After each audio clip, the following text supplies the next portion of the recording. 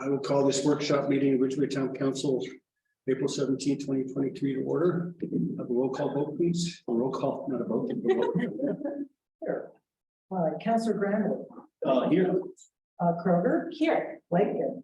Here. Skylar. Here. Thomas. Here. Mayor Pro Tem Meyer. Here. And Mayor Clark. Here. Thank you. So we have, I guess this isn't actually a workshop, it's a special meeting. So we do have the conventional public comment section time we establish on the agenda for anything that's not already on the agenda. Does anybody have any reports? Either on Zoom or otherwise? See any hands up, so we'll move on. Item number 1 is a work session, overview presentation of ownership lottery procedure and application process related to Ridgway Wetterhorn Homes project. All major Ridgway Homes LLC. Paul. Hi. Thank you all very much for allowing us to come and present and give you an update. I'll share my slides. You should be able to share your slides.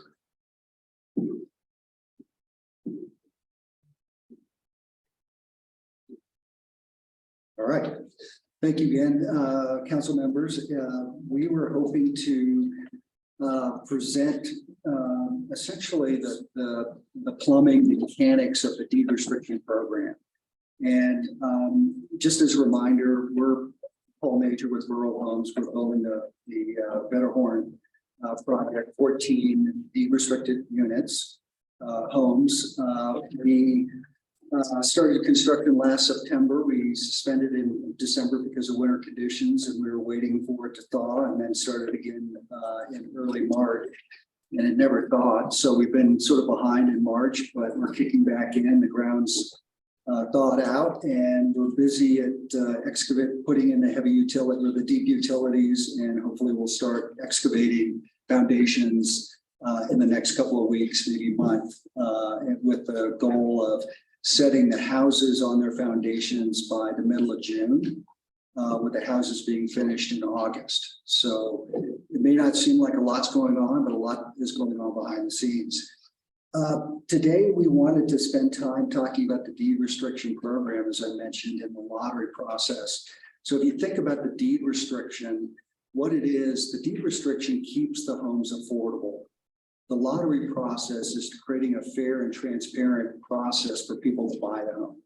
Because it was only first come, first serve, we think there'll be a lot of demand for these 14 houses. If it was just first come, first serve, people would be breaking down the door to get a home. So we need to have a fair and transparent process where people apply, they qualify for the deed restriction, and then we create a lottery process. So think about the deed restriction as keeping the house affordable, the lottery about creating a fair and transparent sale process. I've only got a couple of slides, and I'm going to turn it over to the experts.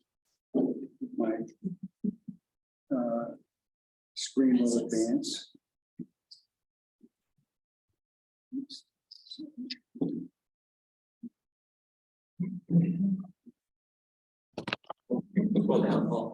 What's that? Scroll down. Oh, yeah. Okay, so just as a reminder, we're running a pilot program to build affordable housing in rural communities. These are high quality homes. They're going to remain affordable for the life of the home, and it's really designed for people that live and work in the local community. It's financed essentially for the workforce at 120% area median income and below. Some of the units will be priced actually for households at 60% AMI, one at 80% AMI, and the rest will be between 80 and 120 AMI. With that, I'm going to turn it over to the experts, as I mentioned. So with us is Lois Major. She is special counsel to Rural Homes, working on the deed restriction program. So come on up. Okay. I think you just toggle up and down. Here. All right, hello, I am Mary Paul, so that's why it's the same last name.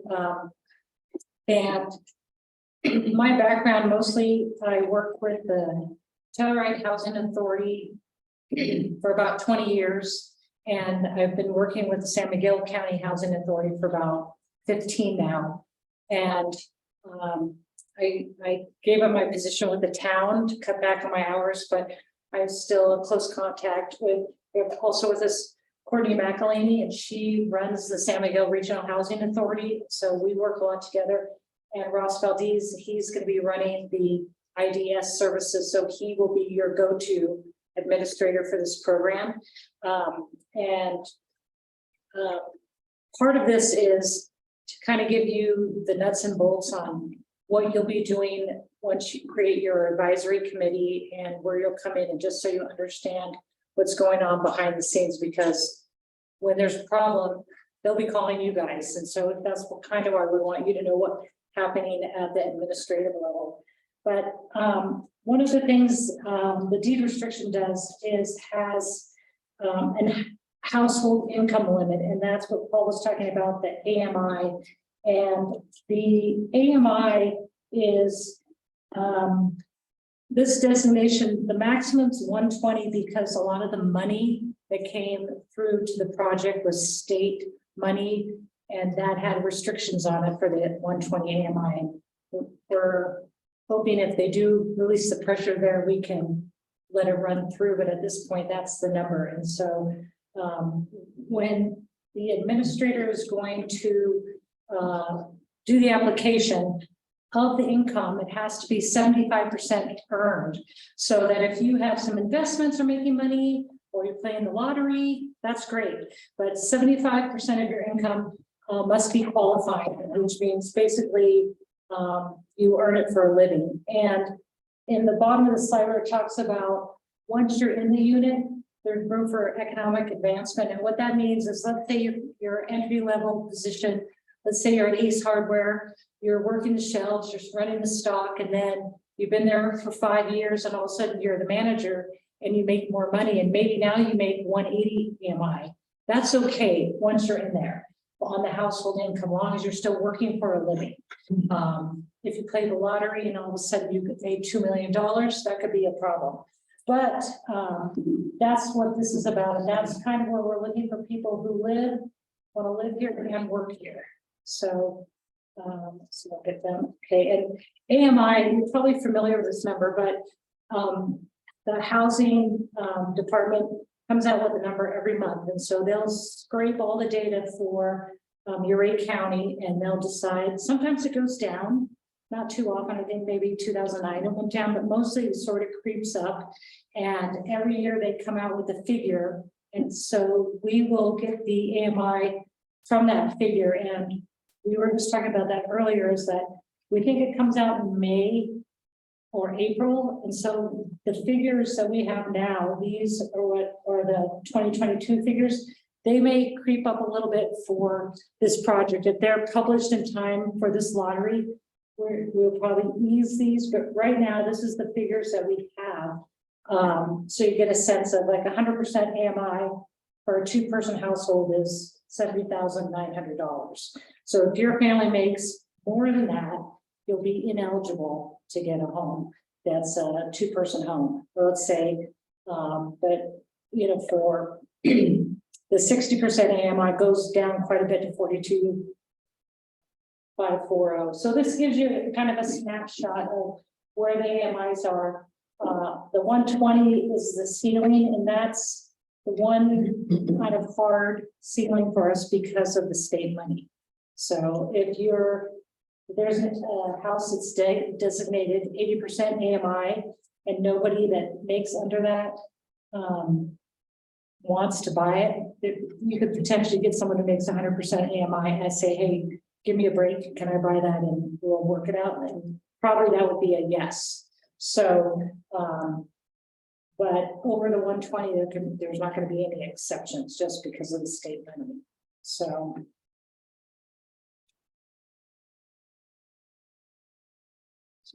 next. And so in addition to the income requirement is a work requirement. And so they have to work in the R2 school district boundaries, and that's not totally contiguous with Ridgway proper, but it's mostly Ridgway. When I was looking at the map, It looked like it was mostly rural areas, so no other real towns included in that.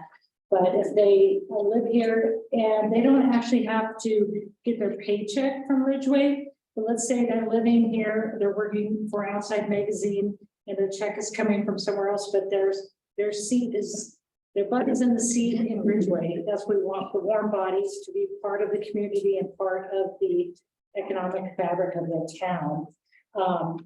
And we got these numbers really based on like what a school teacher would do. So the minimum number of employment hours over the 12 months is 12,000 hours or 1,200 hours, sorry. And I know the last is a little bit confusing, but it's always on a rolling basis. So anytime we're checking compliance or asking for your work history on the 12 months previous to that snapshot in time, you would have to work at least 8 of those months. And all of those 8 months have to have a minimum of 40 hours. Now, obviously, in some of the other months, you're going to have more than 40 hours, but that makes it so that you're living and working here and not working 4 jobs for 4 months and then going to the Bahamas and renting your place out. So we want these homes for people who live and work here, and there is flexibility. Let's say if you want to go get your master's degree or get more education, or you have a sick relative and you need to leave maybe for 6 months, maybe for a year, you can ask for an exception and you'll get an exception if you plan to come back, and you'll get permission to rent your unit while you're gone so that you don't have that financial burden. You can keep your house. And so there are a lot of things you can do to leave, but you have to ask. You can't just go and say, oh, I thought I could leave. So there are some rules on that. And when you say rent, you would mean long-term rent for the 6 to 12 month period, not short-term rent. Yes, Okay. exactly. Just Like to you would be have to get a qualified renter in there. So basically, so the house, what you don't want to do is have the room stay empty while you're taking care of your mom. Obviously, you wouldn't have to, but most people wouldn't want to, just to offset the cost. So, so next is, so then of the third tier of the requirements really are that you live there. So the same sort of 8 of the rolling 12 months, you have to live in your unit. It needs to be your sole and primary residence. And we don't have a pre-purchase requirement. So let's say you're a school teacher, you've been working in Denver, but you got a job in Ridgway. You don't have to show that you lived here because obviously you didn't. You can come in, the Ridgway school can say, yeah, we just hired this person. She's got a year contract, and they could come in and buy it without the pre-purchase residency. But once you're here, then that has to be your home. And then there is I think we have it in here later about, oh, that's coming up. Okay, so if you have residential property somewhere else, that's okay if it's outside the 150-mile radius. That's actually on the next slide. So it's a pretty big area. This was a 150-mile radius from Ridgway. So if you have a home in Moab, a condo that you're using for income, you're going to have to sell that if you want to live here. And part of the reason for this is that it's not really commuting distance, but if you have a home somewhere else and it doesn't put you over the assets, we want your commitment to be here. And if you don't want to give up your Moab condo, then don't apply, kind of. So that's kind of where we are with that. And let's see. The other thing, I'm going to go back to the last slide, because the other limit on purchase is assets. So if the house costs, let's say it costs $350,000, your assets are limited to $1.1 million. And if you're over that, probably shouldn't apply either, because once you hit that limit, you're going to be asked to move out. And the reasoning behind that is so that once people acquire enough assets, hopefully they can get into the open market. I know there's a big gap, but hopefully they can find something that they can get in there. And so, and that also leaves it. So once you have had your economic advancement, you can move out, make room for the other people coming into the market. And then, as Paul said, we don't know which homes now are gonna have the designation on them, but some will be designated to 80% under. And then others will be under 20% under. And the reason that is so the people who have less income, we kind of put a little stash of the 80%. So those people can compete with other people with lower income, because if you have a higher income, it's much easier for you to get your loan, you get your down payment, you might have family members that can help you. And so it's really hard when you're competing with people who have more money to get the lower income things. So those 80% AMI ones will be sort of preserved, and then when they go to sell it, they'll sell to people on their same 80% AMI.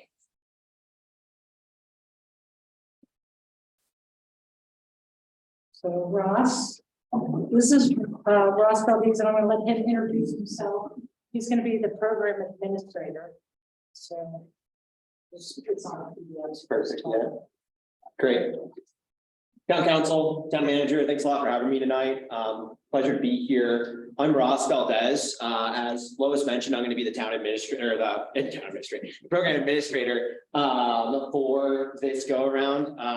Really excited that I get to be boots on the ground. I actually live in Log Hill, and so I'm relatively local, and so I'm excited that I'll be able to assist community members here in Ridgway. And that takes a lot of different shapes and forms, but let me just step back for a second to let you know kind of who I work for. So I work for Impact Development Fund. I'm the business development manager. Impact Development Fund is a statewide community development financial institution. In short, it's a nonprofit lender, to put it plainly. And so we have leveraged our expertise and our infrastructure in lending to execute a variety of programs across the state. So when you're, for example, looking at some of the disaster relief that's happening after the Marshall Fire with Boulder County, the community foundation there in the state of Colorado, we're administering those funds, we're getting the dollars out. That's just one example. And so IDS, or Impact Development Services, is our one of our business arms that assists different organizations such as Rural Homes with these types of endeavors, really at the end of the day to promote local affordable housing, right, and to support those efforts. And so I will end up being the person that is going to be kind of the point of contact for those folks that are going to be submitting those applications, that are maybe going to have questions, that might even have an appeal, that might look to have an exception. So when you're thinking about, well, who's going to sort through all the nitty-gritty details of folks trying to get in the lottery and then executing on the lottery, it's going to be Impact Development Services and me. And like, I'm, just glad that I get to be here and kind of see it all happen in person. And it's not something that I'm doing, at a desk somewhere in the middle of another state. So let's see. We already have a website that we're gonna actually be adding a electronic or online application to.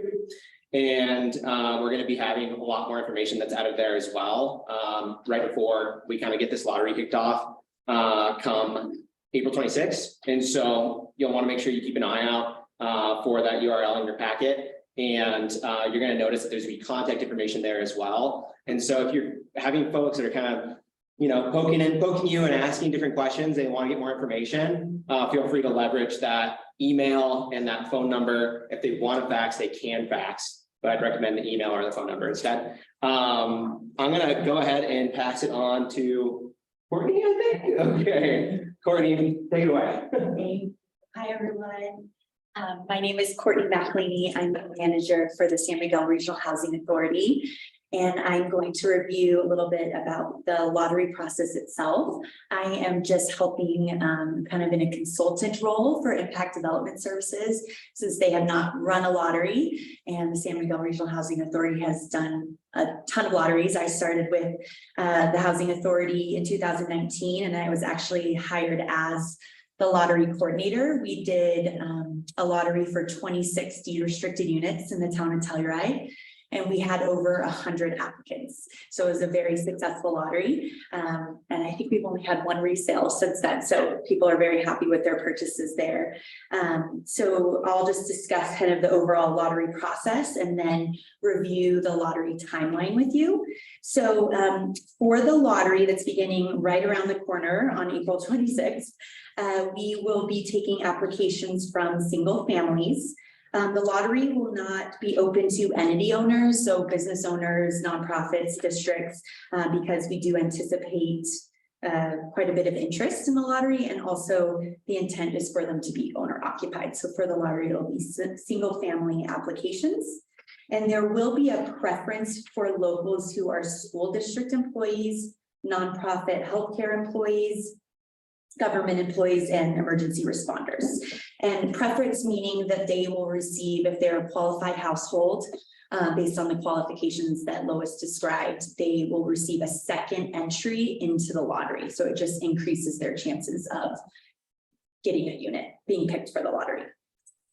So I'll just briefly review the application timeline that I handed out to all of you. We do publish a notice. It's required by the guidelines in the local paper. So that'll be posted. Oh, thank you.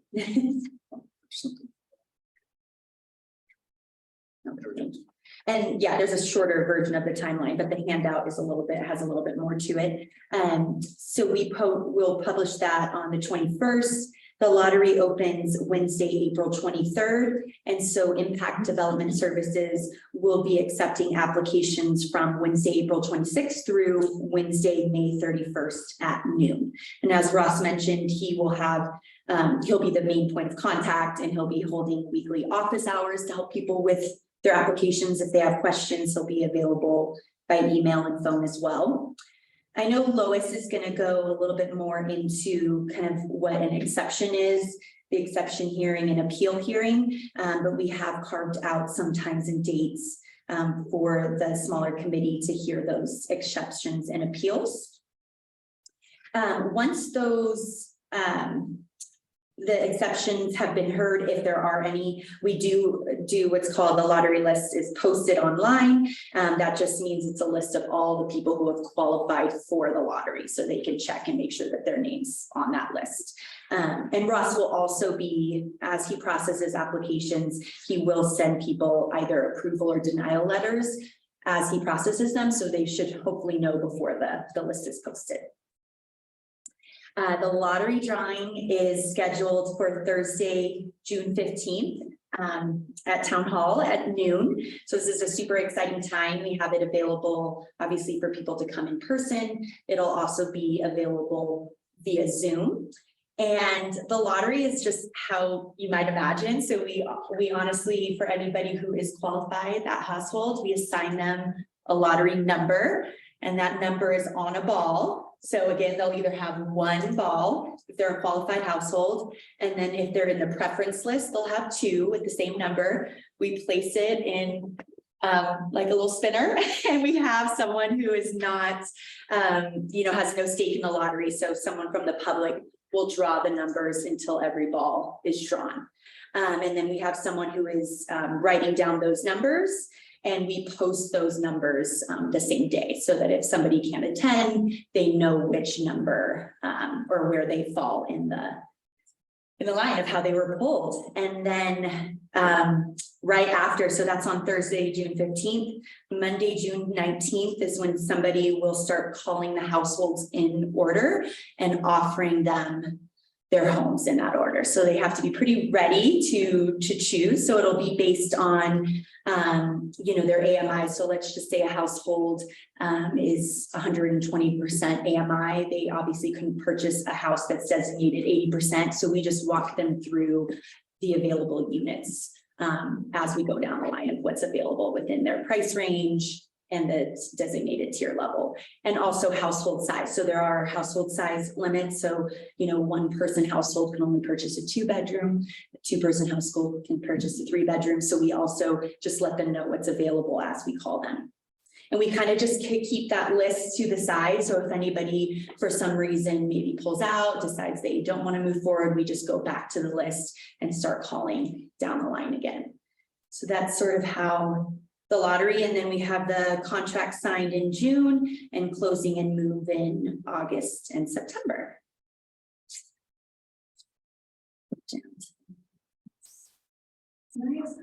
Sure. Is there a separate application for the lottery, or is the application for housing your lottery entry? So there's a specific application for this lottery. And so that's the email that's in here. Correct. Yeah, so we'll have it available. That's a great question. You can submit it all electronically, or we will have hard copy versions available for households. Okay, so So they can they print it get online. that by going to lottery at impact?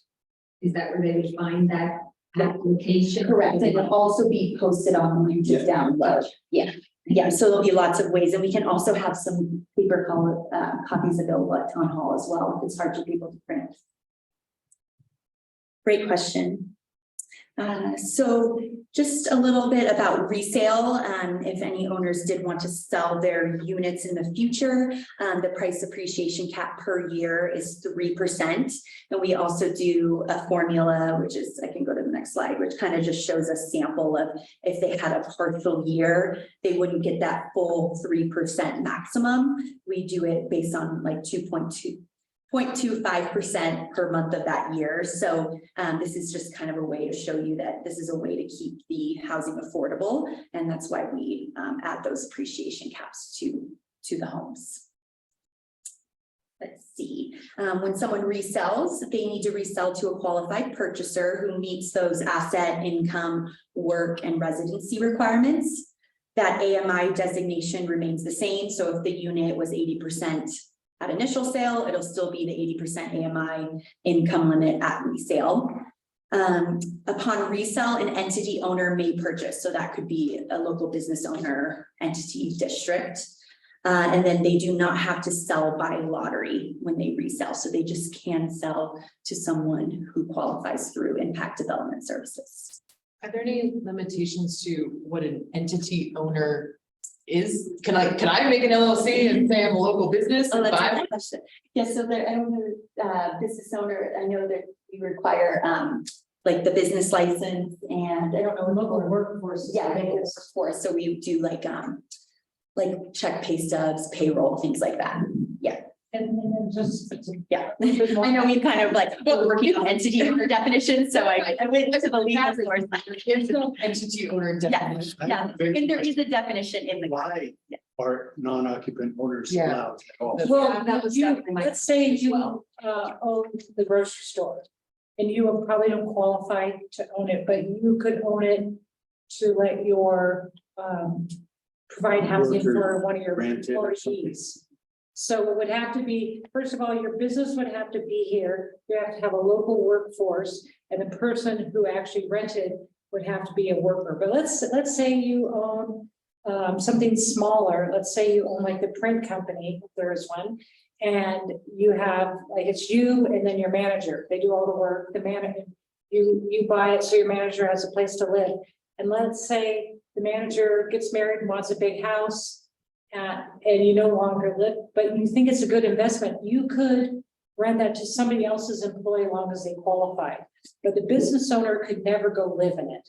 And the reason we did that, because at least in a lot of these communities, the entry level people can't buy the homes. And so in some cases, if like even the school district wants to buy a house to bring a teacher in that doesn't want to just come and buy a house without living here, it just gives that opportunity to kind of ease the restrictions in that form. So like if you, let's say the town of Ridgway trying to get the manager to stay, and they say, well, we'll provide your housing, we buy it, and they put the manager in there. So that's why we have that option. Could this be restricted to 501Cs or to town employment or to school districts? Because I don't feel super comfortable with just any business, because what's to prevent all businesses from buying in? And Well, that's already in the guidelines. So if you want to change the guidelines, you'll have plenty of time between when you form your committee and when probably the first resale, but at the initial sale, the lottery sale, only to the individual households. But this is the sort of the rural homes format, what they've done in Norwood, they plan to do in Uray. And I think you could talk about tightening that up. That would be a process. You'll have to have a public hearing. and all that, but if people don't want to do that, if you guys as the committee don't want to do that, then you could talk about tightening that up. And it's like in Norwood, I think they have like a few business owners coming in to buy to house their employees because the employees can't afford it. So. But you know what, Which I hate to makes say this, but sense. why is a nonprofit more worthy than like Ace Hardware? Well, it's not actually, I don't think any of us have an issue Yeah. with Ace Hardware moving people in there. It feels ripe for exploitation. Yes. Yeah. Like it really, that's why I was, rather than jumping to, I don't understand why qualified entity owners, I have a lot of concerns about how an entity owner gets defined. It does help. I understand that the person living there has to qualify, but it just, I mean, I could be a business in Grand Junction and just then rent to someone who works at a restaurant here and I'm not vested. It just, No, it just feels very weird. That wouldn't be a Okay. qualified entity owner. Qualified entity owner would have to have their business here, Employee. have their workforce here, and they would have to do their work here. So even if you, let's say you had your LLC here and everybody was painting houses in Grand Junction, that wouldn't qualify. But if I have a small business and I'm running a lawn company, I employ one person, well, now I'm a business, I employ someone here in Uray County. But then maybe that person doesn't need housing, so I'm just like looking for I don't know. It's, Well, they would have to, if so, say their employee already has housing, they Right. would have to like say that, they rent it to their employee and then that employee finds housing, they would have to either sell it or rent it to another person working in it. But what you could do is look at the definitions in the guidelines and see if there's a way to tighten up like those three definitions of entity owner to make it what you want to see for the intent of the program. can I ask another kind of bigger picture question? And I don't want to hijack your presentation. How much longer do you think you've got We don't have in the presentation? really 15 minutes. Okay, because I have, this just brings up a whole bunch of questions for me about why are we being presented with this when we should have had input on this from the very beginning? That is exactly my question. This is a big red flag to me that Yeah. you're presenting us with your model when we're the ones who should be in the driver's seat on this with your help. But, it's our job to administer or decide how these restrictions get administered. It's not the developer's job, in my understanding. So maybe. It was maybe my we could address understanding it, you but- had already adopted it, so. So that's true. The development agreement had specific attachments, the covenants and affordable housing guidelines that they're speaking about. So That has gone before you all and was adopted. I don't remember the date. Bo, I don't even know if Bo's on, but Bo might be able to help me out with the date. So those guidelines, which go to the Attorney General's office, they go to DOLA. That was many, many months of back and forth and crafting. Ultimately came before the council. That would have been the appropriate time to nitpick. Okay, so my question, since we've already opened that door, is who pays development impact services for administering these on an ongoing thing? That's my next, I'm sure that was in there too.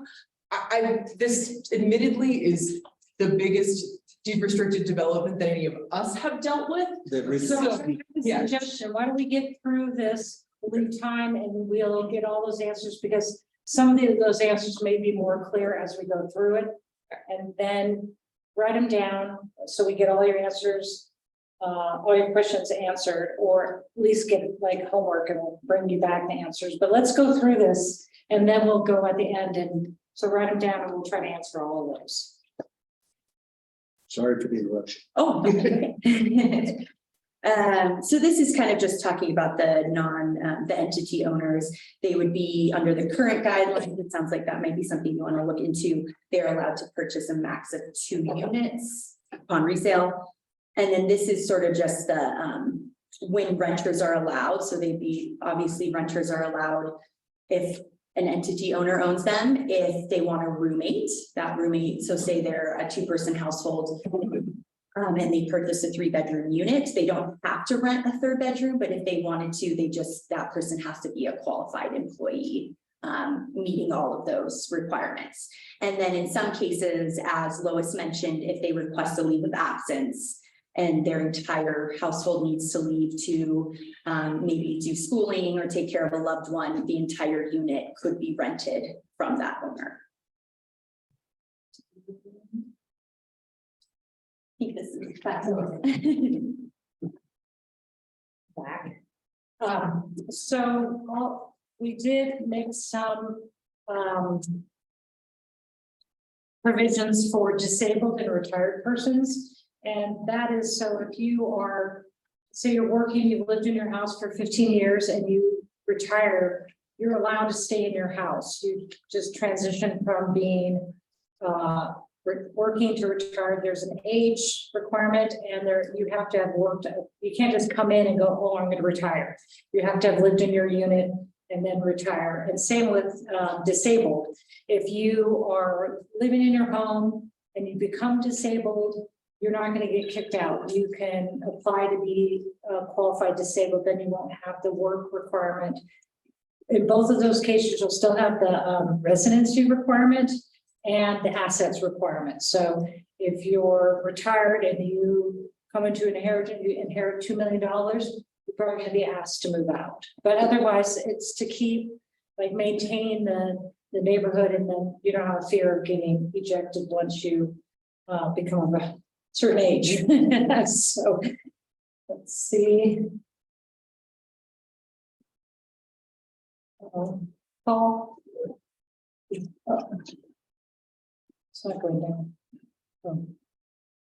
I'll just do that. Okay, wait.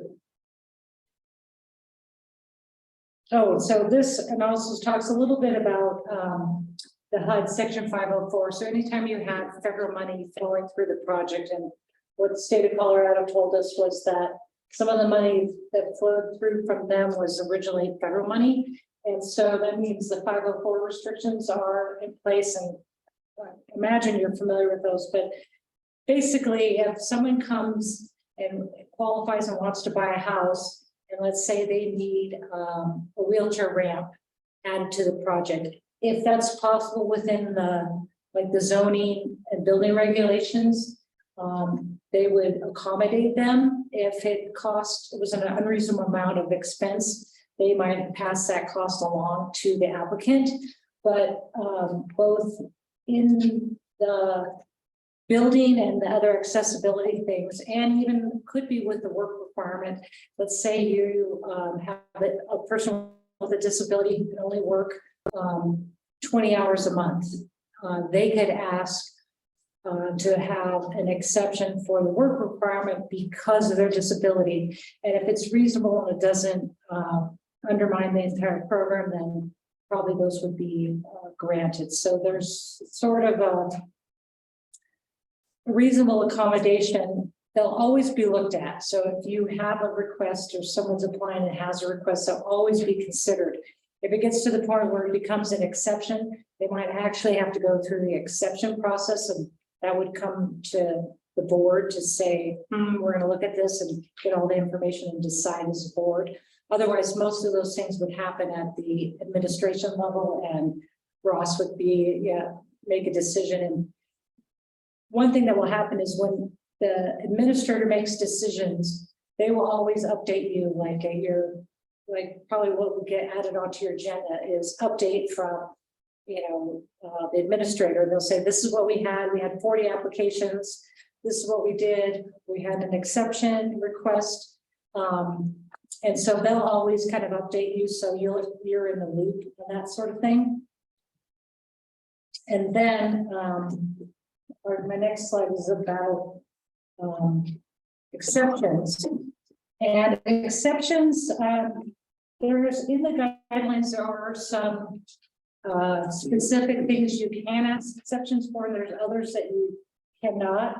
An exception is kind of the definition is if you know the criteria, like let's say it's a 75% income that you have to earn that. And you want an exception for that, you have to say, I know this is the rule.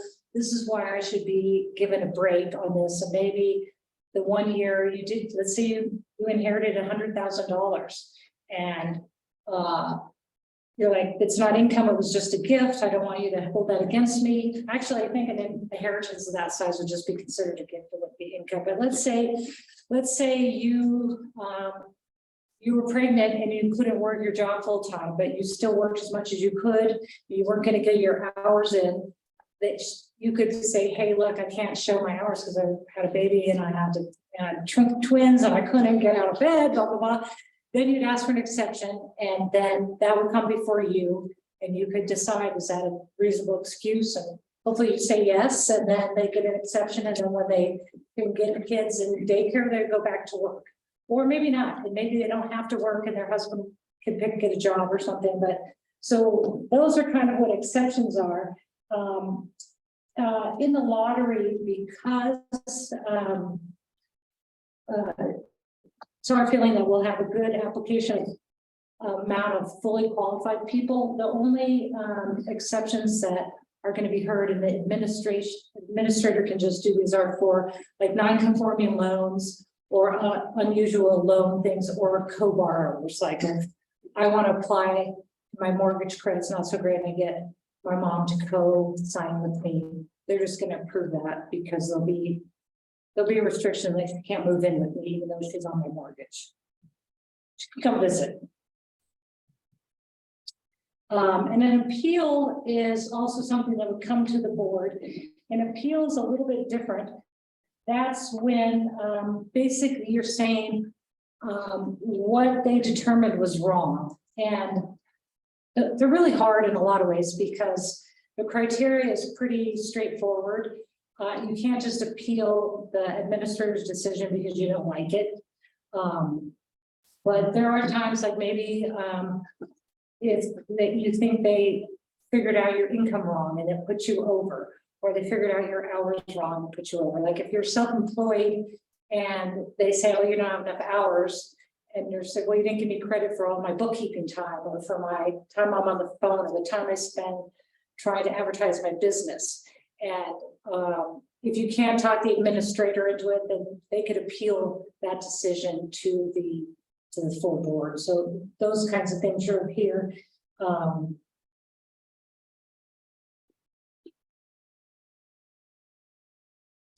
And then, so all the things you'll hear will first have been heard by administrative staff. So they'll have to make a decision. They can't just come straight to you and ask for you to intervene. They have to go through sort of the administrative process. And on the hearing protocol, I actually did have a handout for this a little bit more than the scope of this meeting. I told Preston I would share with him, and when you get into a little bit closer to forming your committee and getting into more of the details, I'm happy to help, and I'll share what we do at the county at San Miguel County.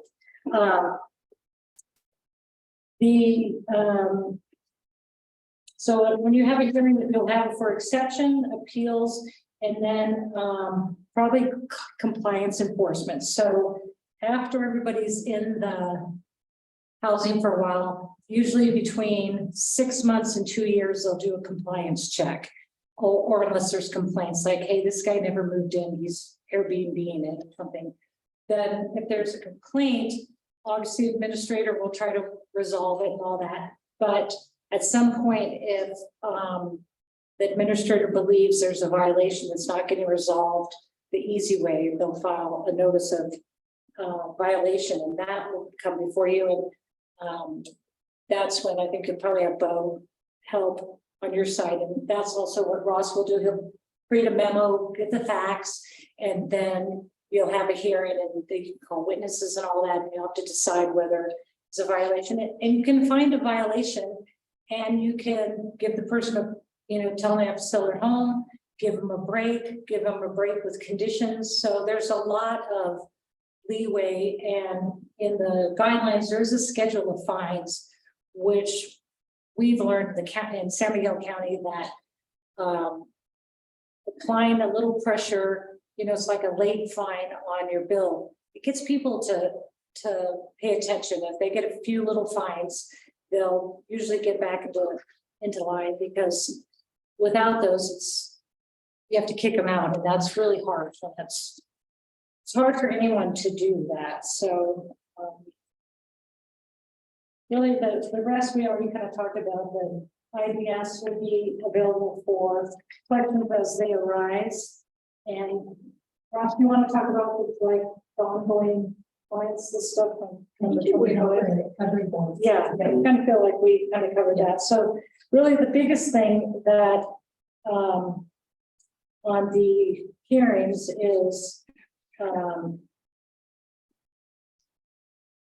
they will run these checks. So for renters especially, even if they're a renter in a household, they'll get checked at least annually because they have to make sure there's good lease in place.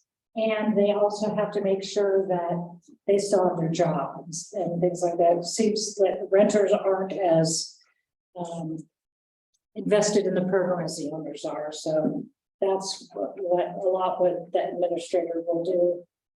And then, so on the failure to comply, this is what I'm talking about with the notice of violation. So there's a lot of tools available, and really the administrator tries to keep everybody in line. The worst thing I have to do is try to kick somebody out. So if they're sort of out of the guardrails, try to get them back in line. They have time to comply, and especially if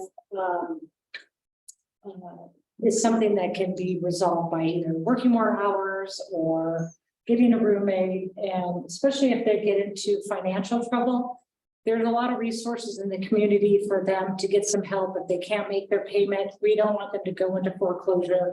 We don't want them to have to lose their housing. But if push comes to shove and they get the notice of violation, that's when it will come before you for the hearing.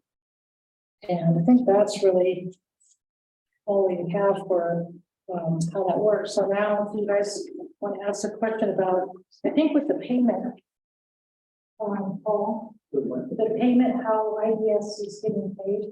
Part of it is when you buy a house, there's a 1% fee that goes to the administrator. So that will keep the program funded over time.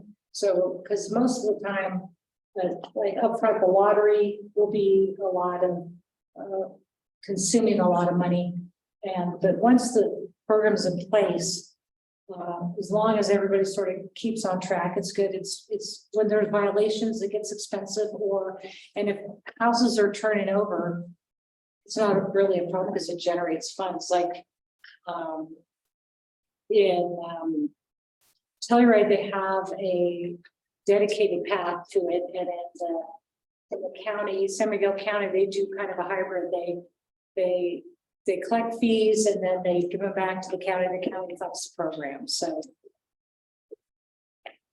with IBS, I'm not really sure how that's all working.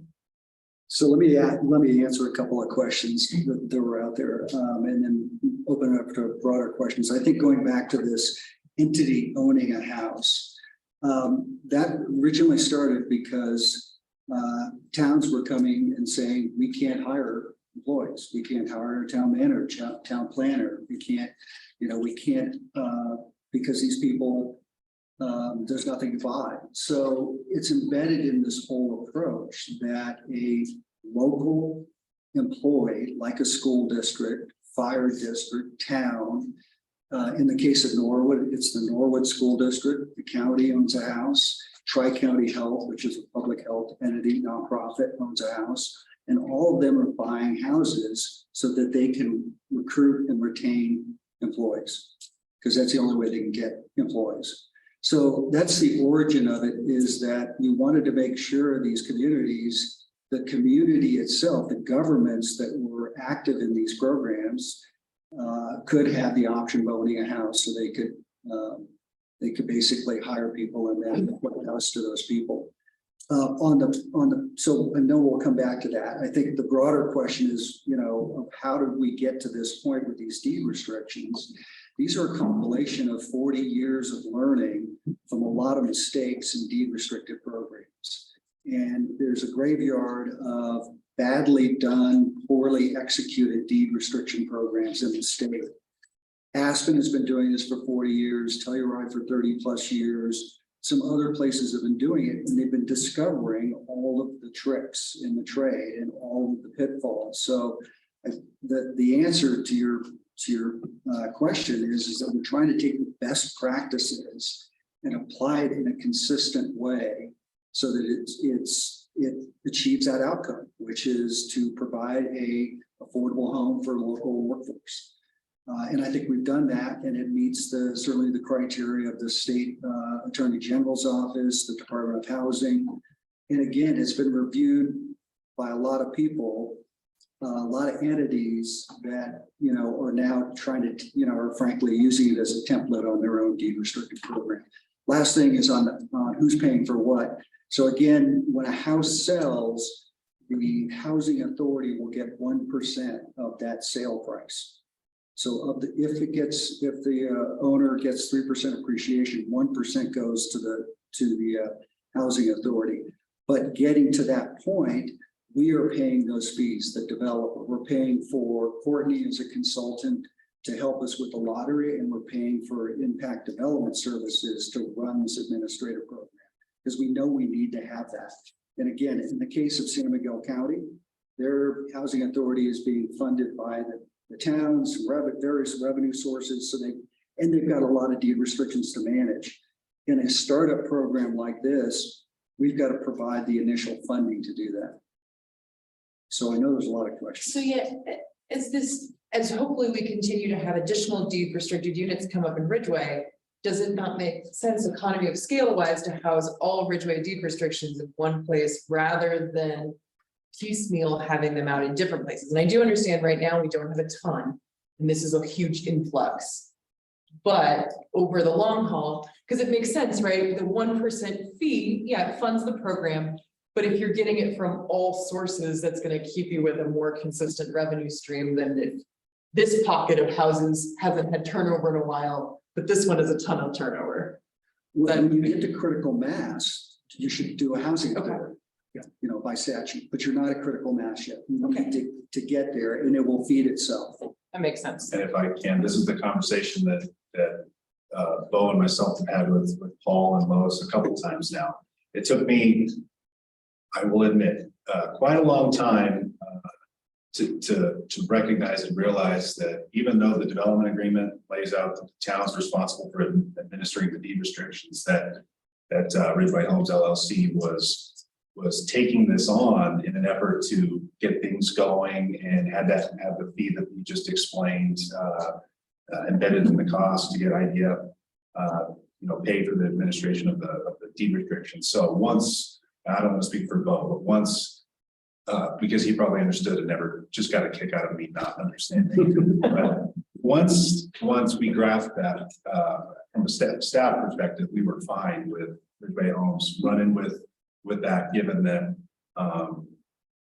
there's a lot that goes into this. It's very complicated. You just got a 20-minute, 25-minute rundown on all the work they've been doing over the last however long it's been. So I just wanted to give you some perspective on that. But Beth, you make a good point, and something that we've left Paul with at least a couple times. At some point, it may get to a point where we have these 14 deed restricted units, which is totally uncharted territory for the town and contrary to the type of deed restrictions that the town and most municipalities are accustomed to.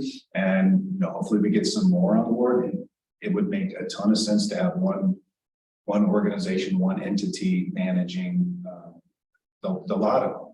But I don't know that we're at that point yet. No, I think what I was looking for was as we grow with this, because I think that's our goal. How do we explain to our community how that is being structured? Like San Miguel County, you guys have a centralized location for that. And I think we're close enough to San Miguel County. That is eventually where that expectation of Ridgway or Ridgway County will go. And just wanted to be clear that there would likely, hopefully, as we continue in our work, be a transition to a more centralized location eventually. Yeah, I mean, for those who don't know, we've talked about housing authorities in Ridgway County. Like there was a Ridgway County Housing Advisory Committee, wasn't called the Housing Authority, it was created years ago to try and move towards creating a housing authority. But it became clear pretty quickly that it just financially didn't make sense. Didn't have the volume of deed restrictions, and so it's complicated. I think we've also talked in recent years about the possibility of our new Erie County Home Trust being that entity. There was a time when Shirley Diaz was heading up the San Miguel Housing Authority that we talked briefly about maybe partnering with them. We've talked about partnering with the Montrose Housing. So we've had these discussions for years, and I agree that we need to have a plan sort of on the shelf to move it to something that is more locally based and kind of a local entity, whether that's Home Trust, whether it's a whole new, the Mayor Ray is really interested in having a conversation about having Erie County Housing Authority again. And I still don't think we're quite ready for it yet. So I appreciate what you're explaining. I think it makes sense. As long as we have the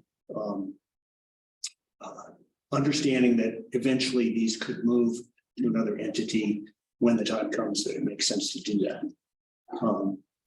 Yeah, that's explicit in the guidelines and in the development agreement. I've been trying to get the development agreement to load in the PDF. Beats me right now. In one packet with the presentation. Yeah. And if I may, so these are all really good points that the council has brought up. To Preston's original point, a component of the development agreement was the deed restricted terms. And I think Paul put it pretty eloquently with respect to there's been 40 years of trial and error that is kind of before this process. And so we're piggybacking on some of that. But one of the ultimate goals that Preston and I have had from the onset is that ultimately the town retains jurisdiction. So in the event there is a housing authority created, either a Ridgway Housing Authority or a Uray County Housing Authority, or we want to move with a different partner or nonprofit, the town's got the ability to do that. And then the last thing I will note, as was noted by Lois during her presentation, later tonight, we're going to kind of grant you guys some authority. You're going to be tasked with putting together some regulations. If there are things that you want to take another look at, like entities having the ability to purchase units once the first round of sales go through, you can certainly take that up. So we want it to be somewhat malleable and grow so that it fits Ridgway. Thanks, Bo. Is there a way that, sorry, I've got a lot of questions. Go ahead. So is there a way that we can, I think the Home Trust is kind of our current answer to a housing authority, not officially, but is there a way that we could Kind of hopeful. work in conjunction with them, with you guys? I just want to make sure that we are able to take this on in a way that we all feel comfortable with. And I'm aware that we had that whole big meeting about it, but I was under the impression that when we had the initial presentation 8 months ago, whatever that was a jumping off point and not a let's turn everything over point. So I'm just kind of reeling and trying to wrap my head around where we are right now. Well, I think the answer is to create a housing authority, which is there's a statute, there's this, statute for how to create one, how it gets organized and authorized and everything else. That's the gold standard and that's the North Star. To get there, though, you need to have an entity that's frankly got the administrative capabilities, the management experience, and that's why we selected Impact Development Services. I had multiple meetings with the Montrose Housing Authority, and to this point about housing authorities, they run voucher programs, but they don't run deed restricted programs. So they were very interested to learn, but they didn't know what this was. This is a very specialized requirement to keep affordable houses that are ownership affordable. And it needs to be administered, as we're talking about, as sort of a quasi governmental process with an entity that's got, the understanding of how to work with homeowners. So Impact Development Fund or the services in the fund, as Ross mentioned, they're working with the Marshall Fire, people that had their houses burned down. They're running statewide down payment assistance programs. So they're the type of entity with the type of management, and they're capitalized that they have the resources to do this the right way. We cannot risk an entity that's not ready to go 100%. So Patty, yes, here's my thought is. These guys have presented us a timeline that's gonna have people in their houses by fall. So, and as Bo and Preston have made clear to us, we retain control of this deed restriction process. Yes. So. My take is we don't need to make Home Trust come along with these guys at the same time. When Home Trust is ready to, or we're ready to give it to them or another entity, that is our right as council. We have actually, in some ways, I think, just to be frank, I think a lot of us were like, oh my gosh, they're taking over the deed restriction process.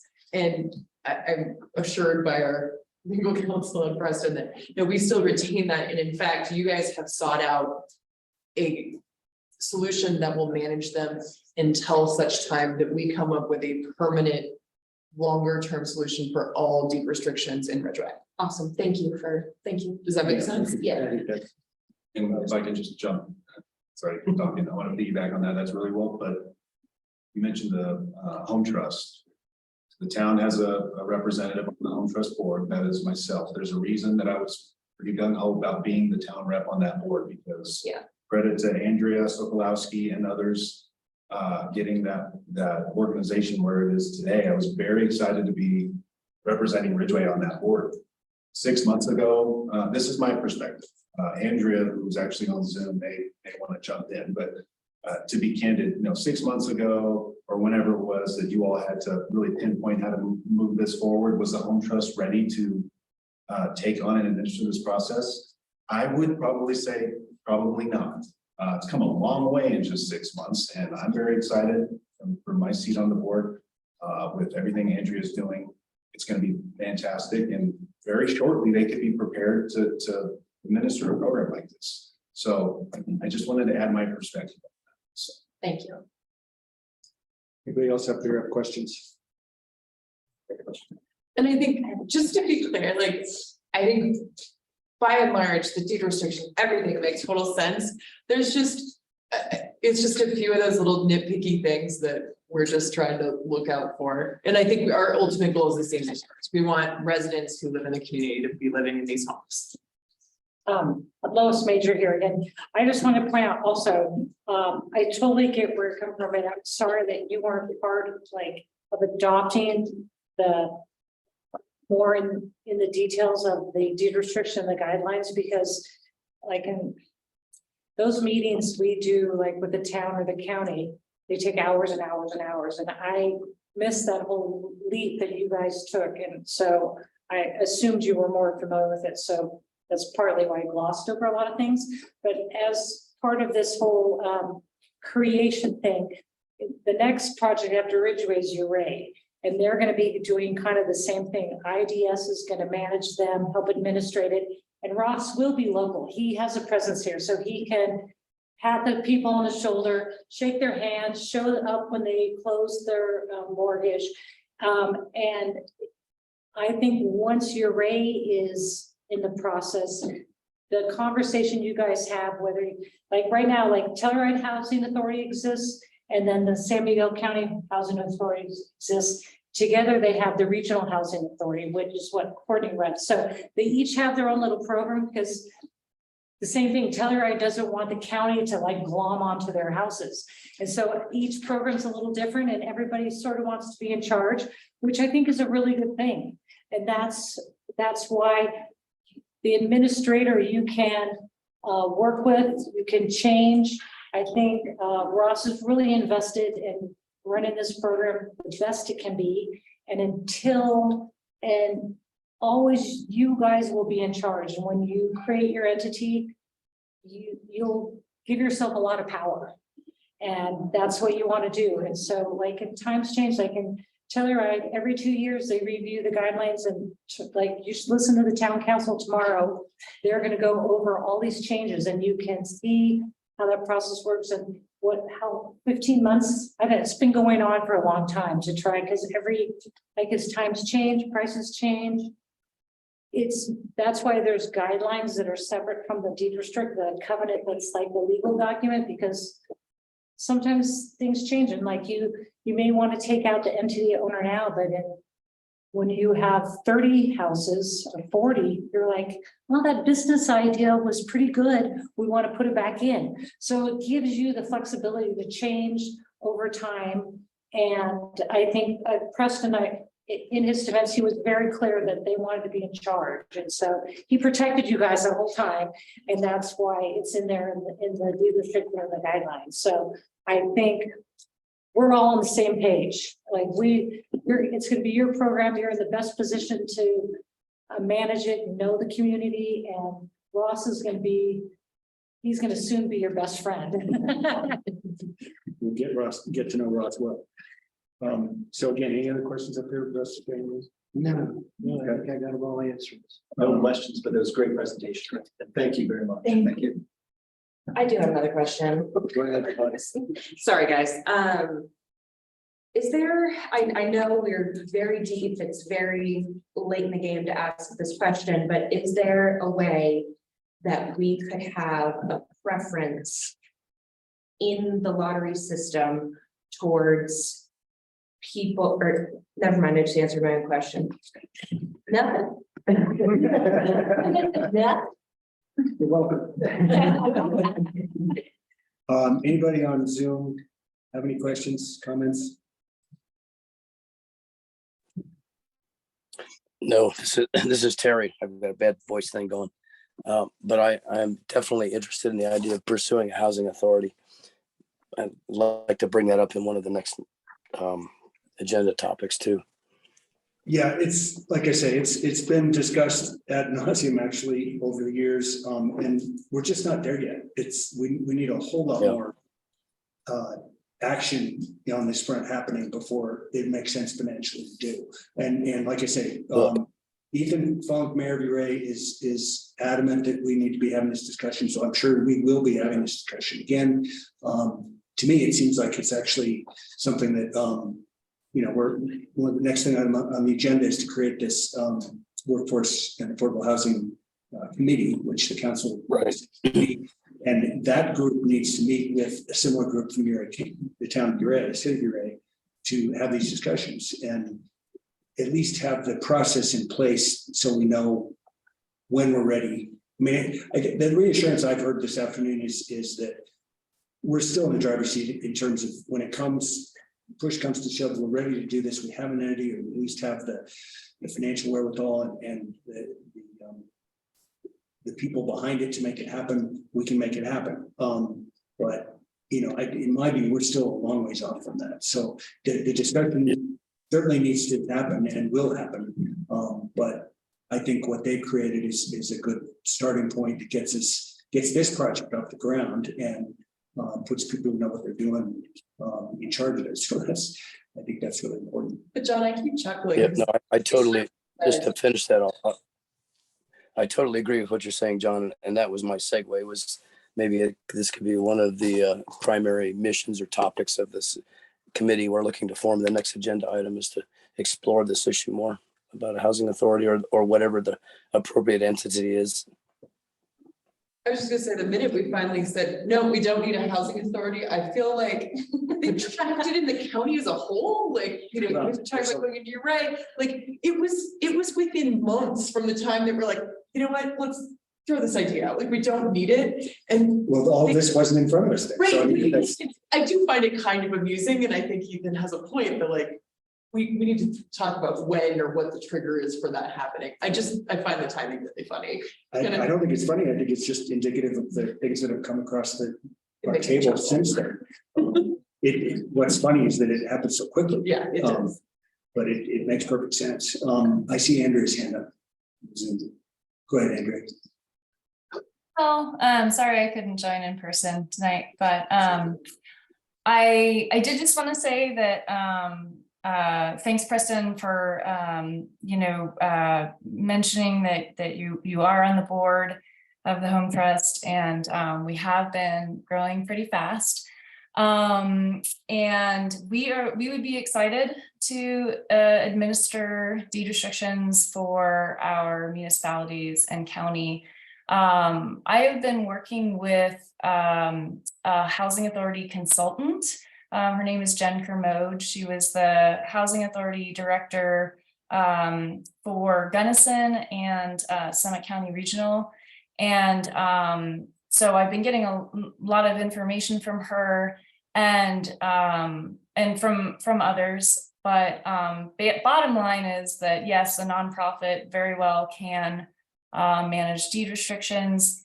And if we were to do so, we would be working closely with her, kind of similar to what's going on with the Rural Homes Project and the San Miguel Housing Authority, to make sure that we are fully on track for managing deed restrictions, making sure it's done properly.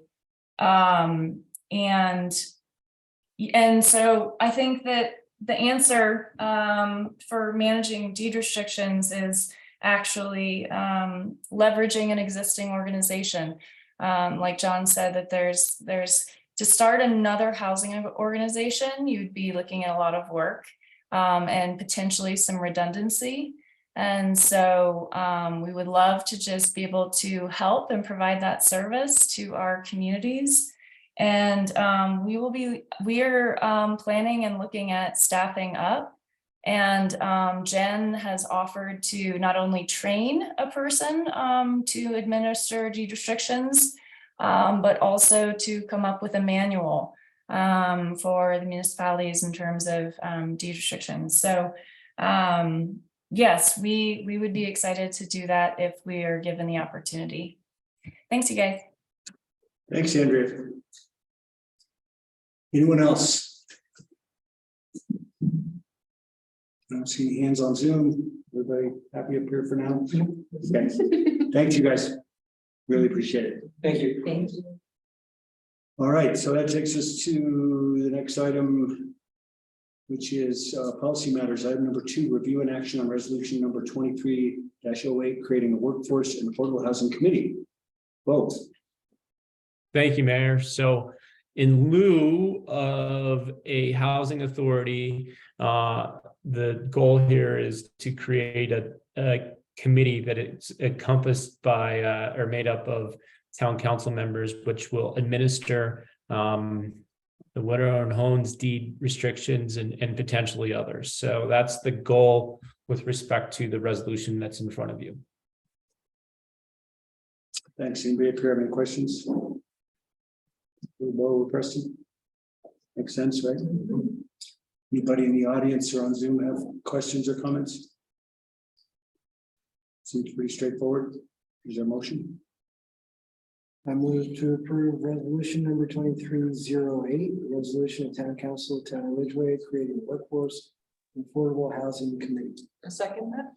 Motion made by Russ, seconded by Beth. Roll call vote, please. Yes. Counselor Grambling. Aye. Kroger. Hi. Lakin. Aye. Skylar. Aye. Thomas. Aye. Mayor Pro Tem Meyer. Aye. And Mayor Clark. I don't get the vote unless there's a tie. But thank you. Passes unanimously. That takes us to item number 3. Under policy matters, consideration of fee waiver request from Ridgway Homes LLC related to the Ridgway Widow-Owned Homes project. We have a letter in our packet from Paul asking us to waive a bunch of fees and things. Preston, do you want to? Yeah, thanks, Sarah. So as you said, the letter lays out a request to you all as town council to waive all town fees required for the project, including building permits, sewer and water connections, zoning, utility impact and plan review, legal, among others. It's on par with what was contemplated in the development agreement. I'm forgetting the section, but it does set out that the town shall review and consider all reasonable requests for the waiver of fees ordinarily required for such a project. And as you probably remember, the development agreement has already committed the town to waiving the cost for the 14 water and sewer taps for, I think, the total cost of somewhere around $168,000. So I do want to bring up a slide just to depict what we're looking at. I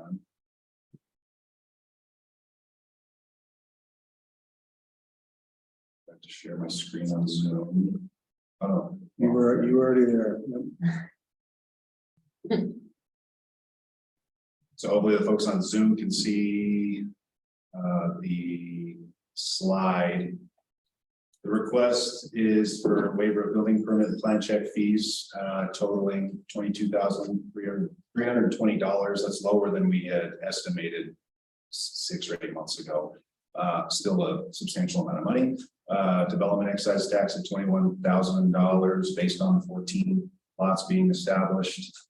Equipment and labor for the water meters, MXUs, the cans going in at 3/4 inch lines. That's $27,874. That's on top of the system investment fee, tap fees, rather. I do believe, and Paul, you may need me to kind of talk to this, but the request, which is very broad, but I do believe you're asking for waiver of outstanding and future legal fees and any outstanding and future engineering fees, which developers must acknowledge to reimburse the town for all of those costs incurred by town legal and town engineering. So if you want to speak to that, that's what I gathered from the request. So that's why I'm trying to total it.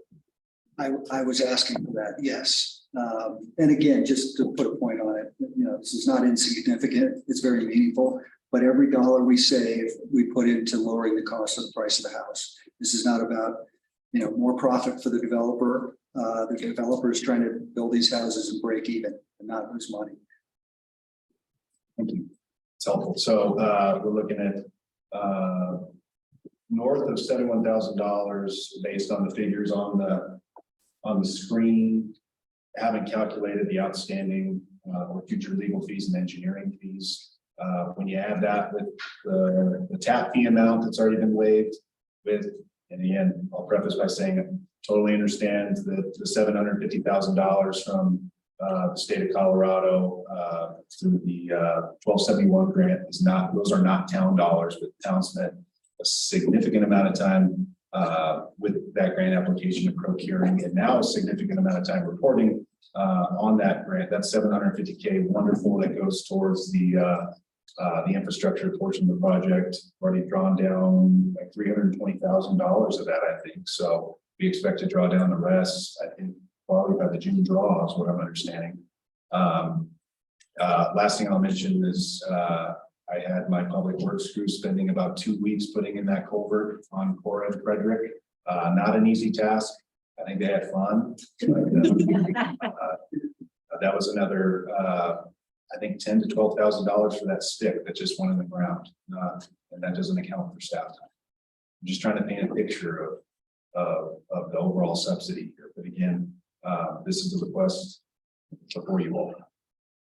So just making sure that I understand, it's the 168,000 plus the 71,194 plus the town staff time plus outstanding and future legal fees plus engineering fees. Is that accurate? I think if I understood your question right, yes. So 251,194. Wait. No. Well, actually, you're making me do math. I know, I'm over here doing that. But. While they're doing that, my only slight discomfort with this is this wide open outstanding and future legal fees and engineering fees. I think we need to.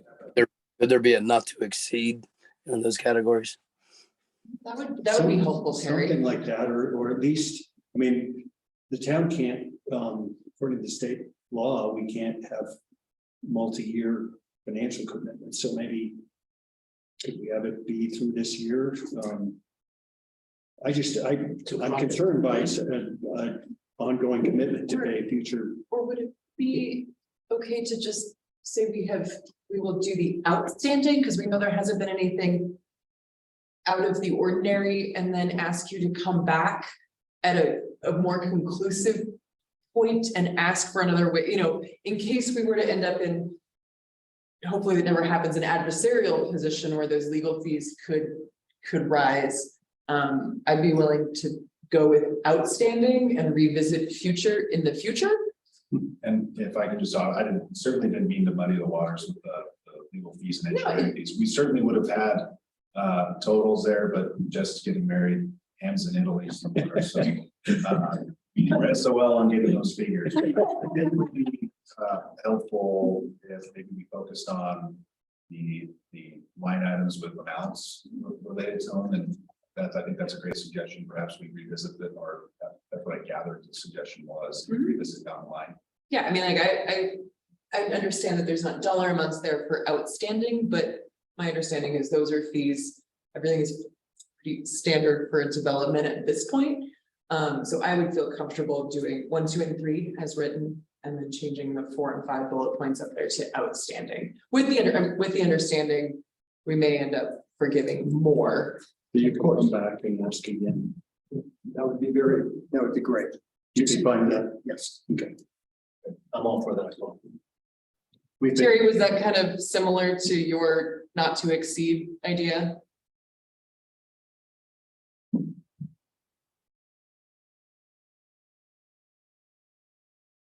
Internet of Bull isn't treating him well.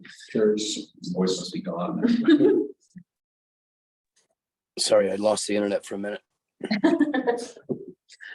I was just saying, would forgiving outstanding and then revisiting future accomplish the same thing you were suggesting with a not to exceed number? Especially since we don't. And what I would point out is we have a letter in front of us that basically just says, respectfully request the council waive all town fees required for the project, including building grants, sewer, water connections. Long. Doesn't talk about future. It does say among others. Maybe we could just say that the motion should probably state that we're approving this, including outstanding fees, and ask the developer to come back and ask again if there are future fees that they need reimbursement.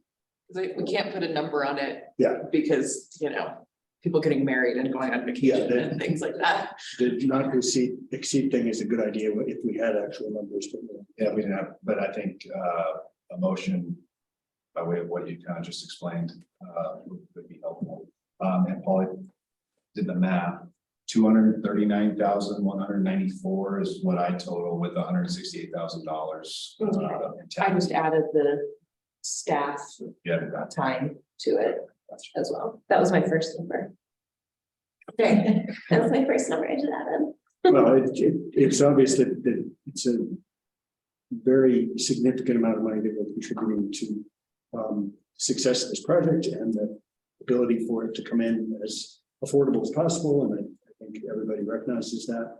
I don't think we need a specific pat on the back about it, but it's good to recognize that it is a serious amount of money. I have a question. How much have we budgeted towards that? No.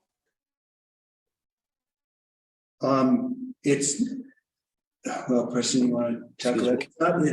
We're not actually budgeting this. It's more of a negative than it's like it's money that we're not getting, not money that we have to shell out. We have to have a discussion in the future about the water and sewer tax and whether we're going to reimburse the water and sewer funds for those costs. Legal and engineering will have to pay. That's true, but not all of these. Like not getting the building permit plan check fees. So I will say that but deferred revenue is an expense though, right? Preston, go ahead. He said. I would say, during the budget process, Pam and I, made a concerted effort not to include these amounts related to this project in the building permit plan check revenue line item in the 2023 budget. Same goes for the development excise tax. So we went through that exercise knowing that they were going to come in with these requests. So it was established at that point, right? Did you hear that, Secretary? I think so, yes. Okay, so that's the I don't answer. know if that's what he was asking, but I just wanted to throw that out. I think what he was asking is, what are the budgetary impacts? And I think we've tried to anticipate those. And, it's not a clean, simple answer, but for the most part, it's been addressed in yours and Pam's drafting of the ordinance last fall. Great. Okay. I move that the town of Ridgway waive the building permit and plan check fees, the development excise tax, the equipment and labor for meter and can MXU install, outstanding legal fees and outstanding engineering fees for the Wetterhorn Homes project. Second. Okay, motion's been made by Beth, seconded by Kevin. Does that, Preston, does that adequately address the water and sewer tank Yes. piece? Okay. All right. Motion's made and seconded. Roll call vote, please. Counselor Bramley. Aye. Counselor Kroger. Aye. Lakin. Aye. Skylar. Aye. Did you say He nay? said, I think. He said, Aye. Oh, Aye. Aye. Thomas. Aye. Mayor Pro Tem Meyer. aye. Okay, thank you. Passes unanimously. Thank you. You're welcome. All righty then, that takes us to the last item on the agenda for tonight, which is another big one, work session. Item number 4, discussion regarding dedicated revenue source to address housing challenges. Preston, take it away. Yeah, thank you, Mayor. So, as a result of the last conversation on this topic, staff received some direction from council to conduct more research on the different taxes that had been discussed up to that point, review possible ballot measures, also direct some more attention to the vacancy / second home tax to better understand implications associated with that type of tax, and also reach out to the Ridgway Area Chamber of Commerce as a very important stakeholder in the process, an impacted stakeholder potentially. And just remind everyone, large elements of the conversation, elements of the last conversation, which was on March 8th, was the idea of the town needing a formal affordable housing plan or strategy of some sort, however you want to characterize that, to define goals, establish funding targets, establish how raise funding would be used. So personally, I thought that was a wonderful conversation. Just kind of to remind everybody how that evolved and where we left off. Attached to the staff report is a white paper from our town attorney, Bo Nerlin. It provides examples on the different taxes which may be employed to generate revenue for workforce and affordable housing within the town. It also gives some sample ballot language for each tax, and some guidance on each method of taxation. Related to the Chamber of Commerce, staff met with Ashley Perkins and Adam Dubroff. I think it was just last week, to discuss the initiative, get their input, and encourage their participation in their conversation. I see Adam on Zoom. I don't know about Ashley. At this point, staff would be happy to answer any questions about what's in the staff report or the white paper, answer any questions as you venture through the discussion.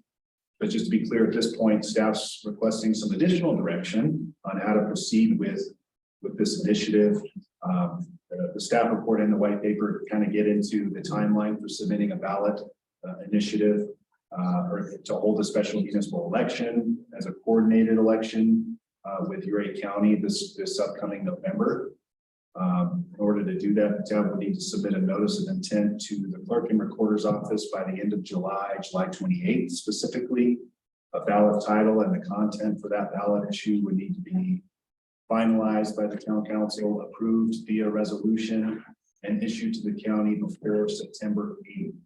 So sometime between that July 28th deadline and the September 28th deadline to draft language and figure out that part to crafting a ballot initiative. So I think I'll leave it at that. That's how we got to this point. Thanks, Preston. Terry is good. Terry, go ahead. I'll do my best. I'm sorry. From the formation of the timeline, the formation of the committee that we just approved unanimously, working backwards from that, I saw that there was a 60-day bylaw target. If you subtract that out, is there time for this committee to undergo the process of developing some of those goals such that those goals inform the question before us right now? In other words, do we have enough of a time window for this committee to take hold and provide some guidance to this question? Hey, Terry, so the committee is the town council. Right. And it's specific to the Wetterhorn Homes project. And I think what you're talking about is going beyond the scope of that committee currently, which is fine. We would need to modify the resolution. But again, this isn't a standalone committee with residents and stakeholders. It's essentially the town council. I see. I didn't understand that it was solely focused on the Wetterhorn project. Well, I mean, it is, but even if it wasn't, it's still us. We still need to, the job is in our laps to tackle this issue. Well, and that wasn't clear to me either. I was waiting to see if there was going to be appointment of members of the committee, but now I understand it's the whole council. Yeah. Okay, so I withdraw my question. No need. It's all good. I see Kevin's hand up. Yeah, I just wanted a little clarification on my part. I forgot we're sitting here. Yeah. Is the lodging tax applied currently to short-term rentals as it is? It's supposed to be. Yes. Okay, and so, all right. That's all I wanted to know. Thanks. One thing I didn't see in Bo's white paper that I was curious if you all were still interested in was either differentially applying a short-term excise tax to owner-occupied units versus units that exclusively exist as short-term rentals or that are never owner-occupied, or only applying a short-term excise tax to our short-term rentals that don't fall under a owner-occupied license. Is that something you guys would consider? Go ahead. I like the idea of having the owner occupied short-term rentals. What am I trying to say? I like the idea of having more leniency and a lesser tax burden on those people who are living in a place where they're also short-term renting. I think that prevents any undue burden on those who are just trying to still live here and work here and live their lives. Pay their mortgage and whatnot. Yeah. Pay their mortgage, but it's not allowing for, people to take advantage of that. Well, because I'm a teacher, right? So I would love if I'm going to travel some during the summer, I'm going to be gone for a good chunk of the summer. I'm going to take my 16-year-old nephew on a road trip for his birthday. He's so excited. I was like, maybe it'd be worth it to get a license and rent my house out. I did a quick look and it wasn't honestly the per night prices that I was seeing on an Airbnb weren't enough for me to want to pay our fee, our permit fee, and go through the process of doing this. But if we think back to the original idea of an Airbnb, it's okay, you can step in and be part of the community, right? Where if something goes wrong, my neighbor will call me and be like, your renters are being a jerk. Call them.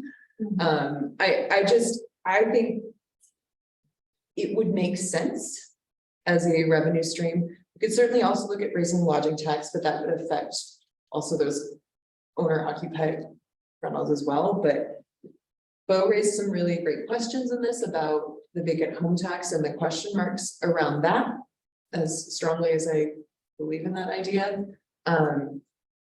The one that, I'm just throwing this out as a starting point of conversation, but the one that jumps out to me would be a short-term rental excise tax on non-owner occupied units.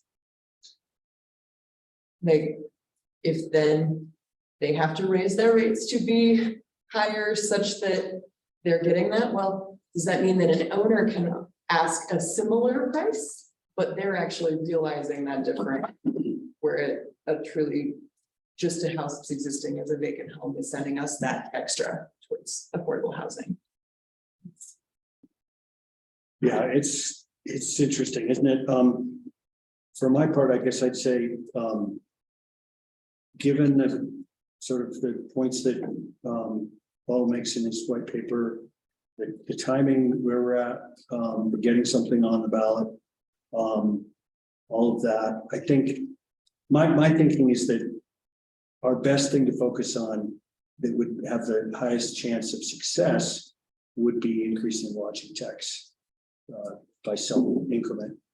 The more people I talk to about traveling, whether it's staying at a motel or whether it's so many of us stay in Airbnbs and VRBOs now, it's not uncommon with people I've talked to pay as much as a 10% or more total tax. In fact, it's often more than that on those. And it's just the price of doing business and people pay it. So that's my thinking, is that the simplest, easiest thing to get done in the time frame that we have in front of us would be an increase of some sort in the lodging tax. And I like the other ideas. I'd like to pursue them. I just think yeah, and I would be interested in looking at the lodging tax as well. I would say that any increase that we add isn't split based on our percentage with the chamber. That is purely for affordable housing. So if we're adding 1.5, whatever percentage we're adding to the lodging tax, that doesn't go into our current formula with somehow lodging tax. somehow we adjusted so that they still get They get what they're getting. they get the piece they're getting now. Yeah, I could the see additional. going to like a 4% and changing it to a 60-40 split. Mhm. Yes. So that's just a 1% increase. That would give us somewhere around a little over 60 grand a year, which on our current spend is probably sufficient. And I think this is something else that Terry kept harping on in the last one. If we're going to increase taxes in any way, shape, or form, we need to have a planned budget on what we're going to do and where we're going to spend it if we're going to ask for a tax increase. Because tax increases are hard to sell here. We know that the school got one, but the rest of the state, they and here doesn't like tax increases. And so if you just go at that 1%, change it to a 60-40 split. We've already seen the chambers starting to go for grants so that they know that this is potential. They've already started this process of looking at grants to help fund them. And as John said in one of our previous meetings, we've already been found. Do we really need the chamber to continue to go out there and push that we need more people coming here? And that's not necessarily what we need to do. So, and with the revenues, as I recall, and what we've been given the council, the chamber, if we gave them 60% at a 4%, that'd be right around in the same ballpark that they've been receiving. So, I mean, we could look at maybe even changing that more if you wanted to. Yeah, I think discussions of what the chamber needs to do is a discussion that this body needs to have, but isn't necessarily the purpose of this discussion. But I agree. Like, what does it mean since we've already been found? What is their role? That aside, I still have questions and concerns that came up in our discussion of what is our funding goal. We just talked about $250,000 for a project that, on the scale of passing a tax increase, we wouldn't have known that is coming, right? We can take a wild guess at what the Home Trust may ask for some of their projects coming. We don't have dollar amounts. I really hope we keep seeing innovation in this community with things like Wetterhorn Homes and the childcare and rental project that Land Trust is working on. We're taking a shot in the dark number. I don't know how rigorous any of those estimates are. So I just want to be really clear. And my goal would be, we're going to be very transparent to our community on what we're spending those affordable housing dollars on. Because yeah, we can pick a number, whether it's 60K or 120K, but we're picking a number. And I think we need to be really honest that without a huge large scale study, and even then, they're not anticipating some of the state monies that we may need to match. Like, it's sort of an exercise in trying to predict the future.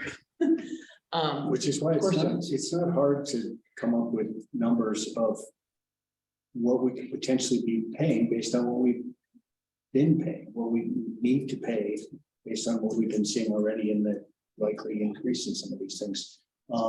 Terry, I see your hand up, but I think JT wanted to weigh in. Is that right, JT? No, I'm still listening. Okay. I'll save my comment. So I thought I saw a hand up for a second. Terry, go ahead. So as much as I promised myself not to harp on that issue in this meeting, I do think that even though we cannot specifically identify exact dollar amounts for the various things we would use the money for, we can nonetheless create buckets. We can identify categories and come up with estimates of the things, almost to the point of being able to use that language in a ballot measure, saying this money is going to go to these 4 or 5 targeted expenses, and then a budget accordingly. I mean, no, we can't come up with specific numbers, but when you're budgeting for your home welfare, you have to make assumptions, you have to make estimates, and you know what you want to spend money on. Without having any of that, that's the part I had problem with before. But if we were to be able to identify, X percent or X number of dollars to matching funds for grants, or X percent to the housing authority, or, come up with some sort of a tangible structure that says, this is what we're raising money to achieve, even if it's not accurate. I think we owe it to the voting public. That's exactly what I've been arguing the whole time. Is we would have no trouble at all saying, we could have X amount of dollars set aside for offsetting water and sewer taps, X amount of dollars for offsetting plan check and building permit fees. Yeah, exactly. Identify the buckets. And that's what I've been saying since we first started having this discussion. Yeah, no, and I've been vehemently agreeing with you. And we can put numbers on them, even though they are, what they would be is targets for having X amount of dollars. Goals. Yeah. So that's a goal, not ballot language, because if you start putting buckets and dollar amounts in your ballot language, we lose the flexibility to respond to. Well, you qualify them as estimates. These are things that we foresee. But I think if you look at some of the sample ballot language that Bo included in this packet, financing any and all parts of construction, acquisition, and improvement of workforce housing projects in the town's behalf, and or in partnership with other entities approved by the town council, including planning, financing, acquiring, constructing, reconstructing, or repairing workforce housing projects. So it's right out of the Dillon language. So that those general buckets have already been delineated by other organizations. And if at this point, we're not shooting for some giant number, we're talking on the order of 60,000 a year, which is in line with what we've spent on things in those buckets in the Dillon language. It's actually a chicken and egg problem right now. Yeah. So, and along with this, I'm still gonna go back and say, we need to look at it. I know there's some of you have some concerns with this. This is something I've done some more research on this. We can structure this thing in a variety of different ways. You can set up a flat fee You can set up a percentage. You can set it up on an AMI basis on what you're trying to sell it for and what they're selling the homes for. There's a lot of different options on that. One of the benefits of that is we don't have to take that in front of the taxpayers. We can say, this is the deal. And that's, you know, that's all going to be very contingent on how much development we get in this area. I mean, on current numbers, if we'd have had this in place a year ago, we'd have a bucket. If in the next couple of years, if the recession hits, it's gonna tank. But if something comes along, it has the potential to give us a fair amount of money, but we'll put it into the same buckets that Terry's already talking about. But it could be a real boon and actually give us the ability to make some bigger strides rather than just covering tap fees, things of that sort. And so I think this needs to be, and as I've said before, we need a couple of different options here. One is potentially the lodging tax and this. And it's kind of a pot shot, whether it's going to work or not. But if it does, it's going to really has the potential to give us a real leg up on making this something that the town has implemented. And again, it puts it at developer costs. You want to pay, you want to play, you got to pay. The downside to it is still that if it's instead of them actually providing deed restricted units, It's gonna be. that's a net negative, because then we end up with projects that are just high dollar residential and no. Right, again, and I think that all depends on how you structure this thing as to whether it's something that they're willing to put onto their place. I don't ever see it So to that, being willing to that end, go ahead, Terry. To that end, I'm sorry to keep stepping on you. Something I discussed briefly with Preston was the idea of having a fund or some budget to hire a consultant, to hire basically pay to help answer some of these questions, provide some guidance, not maybe something short of a housing authority, but an interim step. That's what I was thinking, that committee might have some ability to come up with some of these answers. But maybe we need to budget money and then figure out a way to raise money to hire somebody that helps us through these issues. So I'm gonna say again, like, I would love to continue to explore the in-lieu, but I think in order of operations here, as you said, the in-lieu doesn't have to go before the voters. So if we're gonna take something before the voters this year, we need to decide on that. The numbers we're talking about asking the voters for are certainly in line with what we've already been spending on affordable housing. We're not talking about large amounts of cash that we're not looking for. I would really object to spending money on a consultant when the money that we can raise on one of these measures we would go to the voters and ask for is in line with what we're spending. So to me, it would be like demanding dollar amounts in buckets for things that we already have a dollar amount in buckets for and not spending it on housing. I think if we want to get into some intricacies of an in lieu, okay, maybe then we're at a different place and we're asking for some more consulting hours and maybe a presentation, not a full-blown proposal to us. Somebody with that experience, but I would be very reticent if we're talking about a 1% increase on lodging tax to hire a consultant to tell us what we can spend that money on. Yeah, I wouldn't see hiring a consultant for the lodging. But as we go to an in lieu, I think the way to structure that, I think a consultant could potentially be very valuable in helping us put the right structure together that's going to make it to where developers are more inclined to put those on their same place rather than just give us cash. And I think that would be a very beneficial thing. And there's also there's also the bite of the apple issue. If we're going to go to the voters, we're only going to have so many opportunities to do this. Should we be limiting what we're asking for to the 60K? Should we looking at more money, including money for a consultant?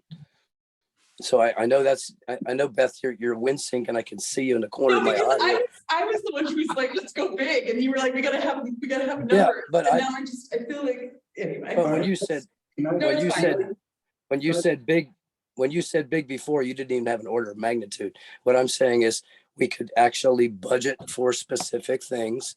But if we're gonna go for a bite of the apple, if 60K is not enough to do but one task of the 4 that we want to fund, then let's look at this. In other words, why are we being so Okay, so Terry, quick to try to make a decision? point taken. I want to keep us moving here. I think, Okay. first off, I think, I'd like to table the discussion of a consultant because that's really not why we're here tonight. That's a bigger picture thing. And I also think, there's so many resources out there right now that to spend money on a consultant, to me, especially at this point, would be crazy. But I also want to give Adam a chance to talk, since we've brought up one of our main priorities right now is possibly increasing lodging tax and at the same time decreasing their cut of it. So Adam, what's your thoughts?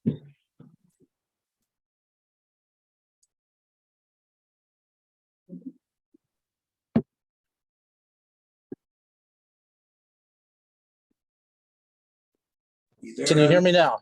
Yes. Can you hear me now? Sorry, Yes, I was talking to myself there. I had to No, unmute. we can hear you now. Okay, I have a few thoughts, and just to follow up, I think much how the town developed a master plan for redevelopment of the area around the visitor center, a comprehensive plan regarding housing. I think a long-term sustainable plan is very important, and that, you know, all the components of that, I think play into, you know, helping create a long-term sustainable solution for housing. That's number one. I think it's very important that the solution we come up with really addresses the needs of Ridgway and the municipal workers, the teachers, people work in the schools. And unfortunately, I don't know the exact reason, but I've heard from multiple sources that the space to create did not accomplish that. And I think it's really important that whatever happens in the future, there's accountability built into the process, and, you know, what goes on, you know, for a long-term sustainable solution for making sure the people in Ridgway are taken care of, and taking care of people for affordable housing who are from URA and other areas. That helps as well. As it relates to the lot tax, and to piggyback a little bit on the discussion I had with Preston, I think the short-term lodging has a situation where people are renting out what could have been long-term units. That has helped create the situation we're in today. And I would encourage town to take those funds, the lodging tax or fund portion from the short-term rentals that really have been part of the cause of our housing issue, and use those funds for helping solve the problems related to affordable housing. And I think the lot taxes that the chamber receives, and there's already the 70-30 split there, those funds they go to more than just marketing. It's really, you know, all the people, business people in our small community, they're entrepreneurs, and they struggle to make ends meet. And the chamber is working to help the entrepreneurs in our community have a more of a sustainable, or a resource to be more sustainable long-term in the community. So, and affordable housing is something that we obviously support, you know, want to be part of a solution there.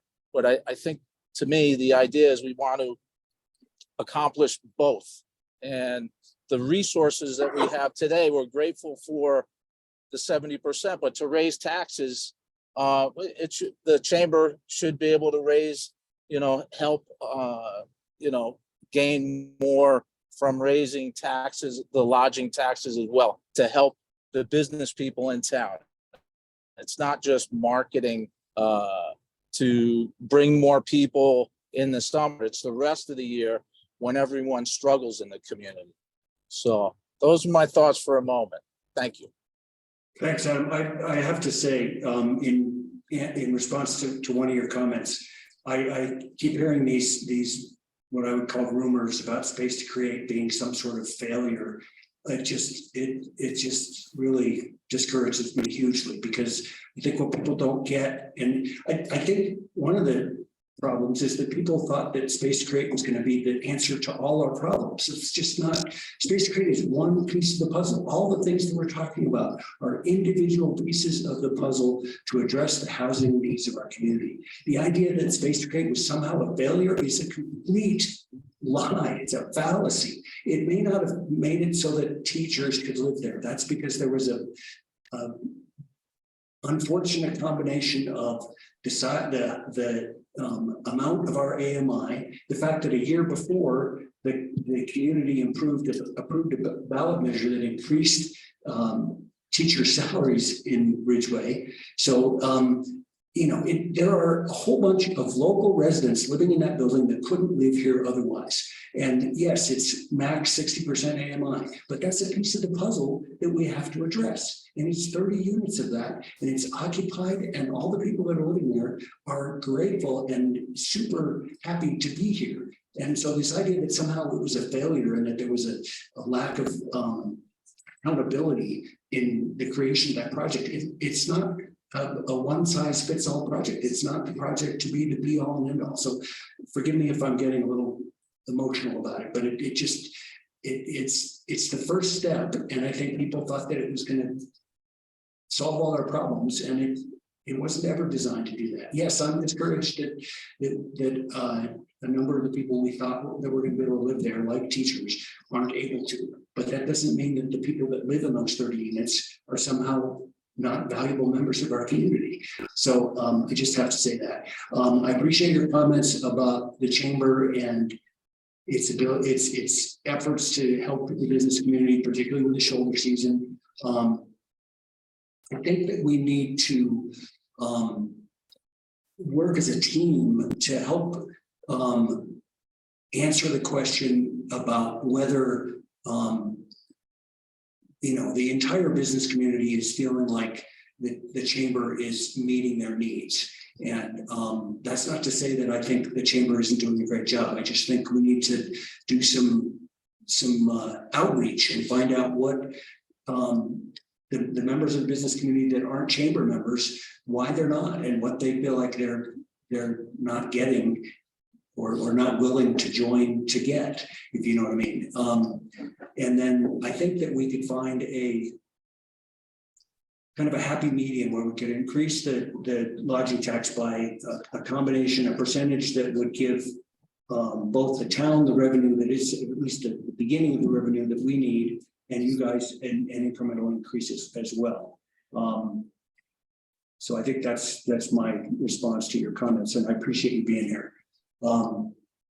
Anybody else? I see Adam's hand still. Let me let Tanya have a minute to talk. Go ahead, Tanya. Hi, I just wanted to point out, it was mentioned that the chamber is working in a new way to go after grants. And it is true, we're like increasing our emphasis, but we definitely have been going after grants for years now. It's not a new thing, and we haven't always just depended on the lot. We knew that other funding was necessary, and that we have gotten different grants from the Colorado Tourism Office, for instance. Now we're just branching out and getting more creative, and we're really excited about our grad grant that is like 99% there. We just need our federal approval for the state grant for some gravel adventure guides that will really help our biking community. But I also wanted to mention, when the chamber, first came about, it was more about promoting tourism, but as the years go by, the purpose of the chamber changes based on people's needs. And the best way to direct the direction of the chamber, besides the council and the town, which we have the contract with, and so they have a lot of power there. But for the business community is for those people to be on the board of the chamber. We have several board openings available. So if people want the chamber, which is a great trade association that's been around for 30 years, so has a lot of good resources at its fingertips to help them do what they'd like to do, they need to come to us and do that. I mean, just like people are skeptical of government and what government does, we have people skeptical of the chamber. So I don't think that it's that the skepticism from some business people in the fact that they are not members is any bigger than any other organization in this town that does not have full membership from the full town for their nonprofits, for instance.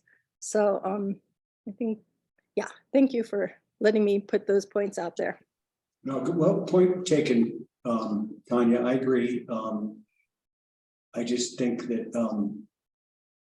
part of the discussion is figuring out how we get more people involved on all levels, whether it be local government, chamber, whatever it is.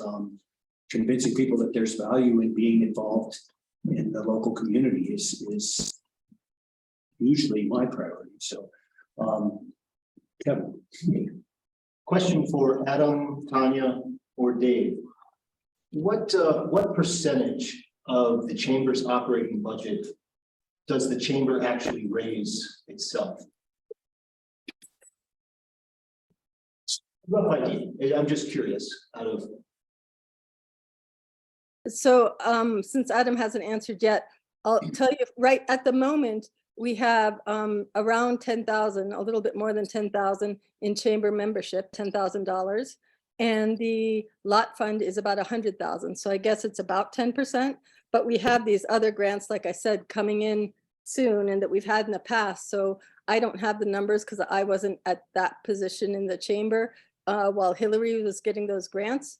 But for instance, this year, we're about to get a $40,000, well, $39,500 grant. So the amount that we put into it will go up by 50%, or well, not 50%, 40% or 39%, something like this. That's my short answer. That's good, Tanya. Thank you. So to come back to funding affordable housing. Anyone else have thoughts? I'm just going to keep talking. I came in here tonight with the mindset, with the idea of playing with the lodging tax, increasing it, also adjusting the rate and the agreement that we have with the chamber. The 60-40, not a bad idea. As far as the lodging tax, in my mind, thinking of 1%, maybe 1.5%. 1.5 is the number I'd rather go for that extra money. Maintaining the chamber, getting its equal pay. You guys might be able to convince me to give them a little bit more, but kind of keeping them where they are right now, and then using that increase in the lodging tax rate for our housing needs in the immediate future. Now, we've said it a million times, we're going to be playing with all of these things. There's going to be in lieu of, there's going to be all sorts of different stuff that happens, but we're looking at a relatively tight couple of months. And this might be the easiest way to increase that, to get that money that we need for the portfolio. Yeah, I That's think just me. no, I think that's That's what we need is, yeah. No, that's State exactly their opinions. Yep. exactly that. I actually that 1.5% number was kind of where I was leaning as well. I think 2% feels really aggressive, but I don't think, as Terry mentioned, how bites the apple do we get? Our lodging tax is fairly low. I remember Adam and Ashley at some prior meetings had mentioned as a chamber, they mentioned that our lodging tax is relatively low. I like your idea of pretty much maintaining the chamber where they are now. So I don't know exactly percentage wise where that comes out. It's about 100 grand. So if you did the 1.5%. 60-40 on the projection, it'd still put them at about a little. And Tanya gave a very optimistic saying right now of what they hope to get out of grants. So that gives them a forward-looking plan which is good and gives us that money that we need to more affordable housing. Because I think as we look at the other options, hold on a second, I really don't want to raise sales taxes. I've been trying to figure out ways to shift more of my spending to Ridgway County, and that just doesn't make a whole lot of sense. Sounds like there were enough questions legally with an empty home tax that didn't sound like something Bo was excited about us pursuing. And then sounds like we as a whole are leaning lodging tax over short-term rental excise tax. I personally. Okay. Ben, Ben Jackson, business owner here in Ridgway, live up in Terra. I'm not sure we pulled a building permit to do the remodel of the Ridgway Lodge that we actually purchased from Adam December 2021. And I didn't see in the application for building permit, and this is mainly new construction. Do you guys have a formula for, to calculate affordable housing buyout? I know in Telluride, when I develop my projects, up there, it's like $1,000 a square foot to build something, but the town of Telluride charges $485 a square foot, calculated based on if you're building a 3,000 square foot house.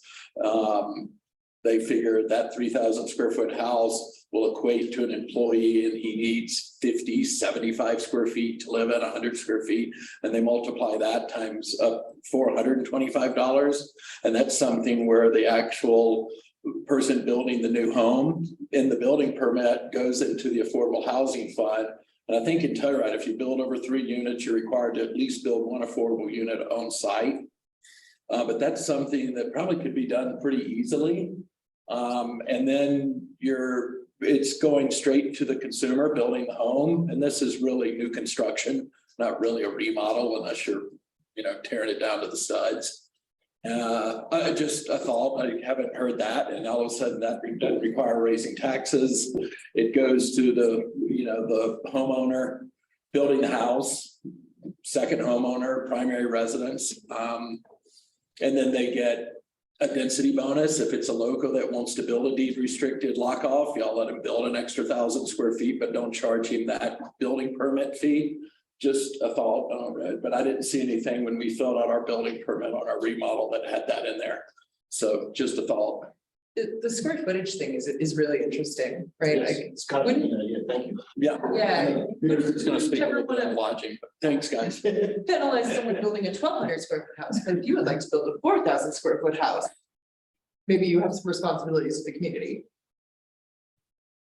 go ahead. Mayor Clark, good to see you. Good to see you guys. Pearson Hanlon, owner and managing partner of the Ridgway Lodge, and just wanted to kind of share our perspective. I don't think that we're in that much disagreement with what you guys are saying.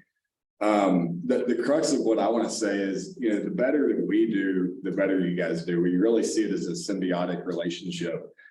And, we really believe that the most effective way for the town of Ridgway to increase lodging tax revenue is to maintain a competitive tax rate relative to adjacent markets, which it sounds like you guys are in agreement with, and allow Ridgway lodging businesses to grow their revenue by spending discretionary cash on marketing efforts, building improvements to grow their customer base, revenue, and ultimately taxes paid to the town.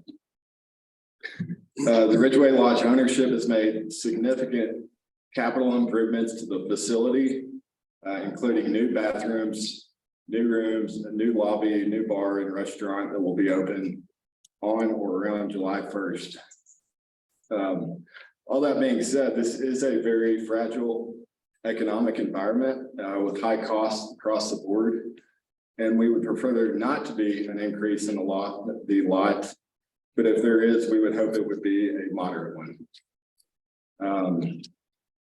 The one other thing I wanted to mention is,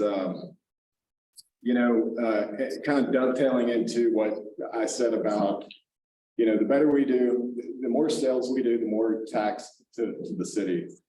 And, I don't know when this would be appropriate to kind of bring this up in front of town, but we would enjoy the opportunity to collaborate with town on improved exterior signage, because right now, our signage is barely even legible as far as, on the building.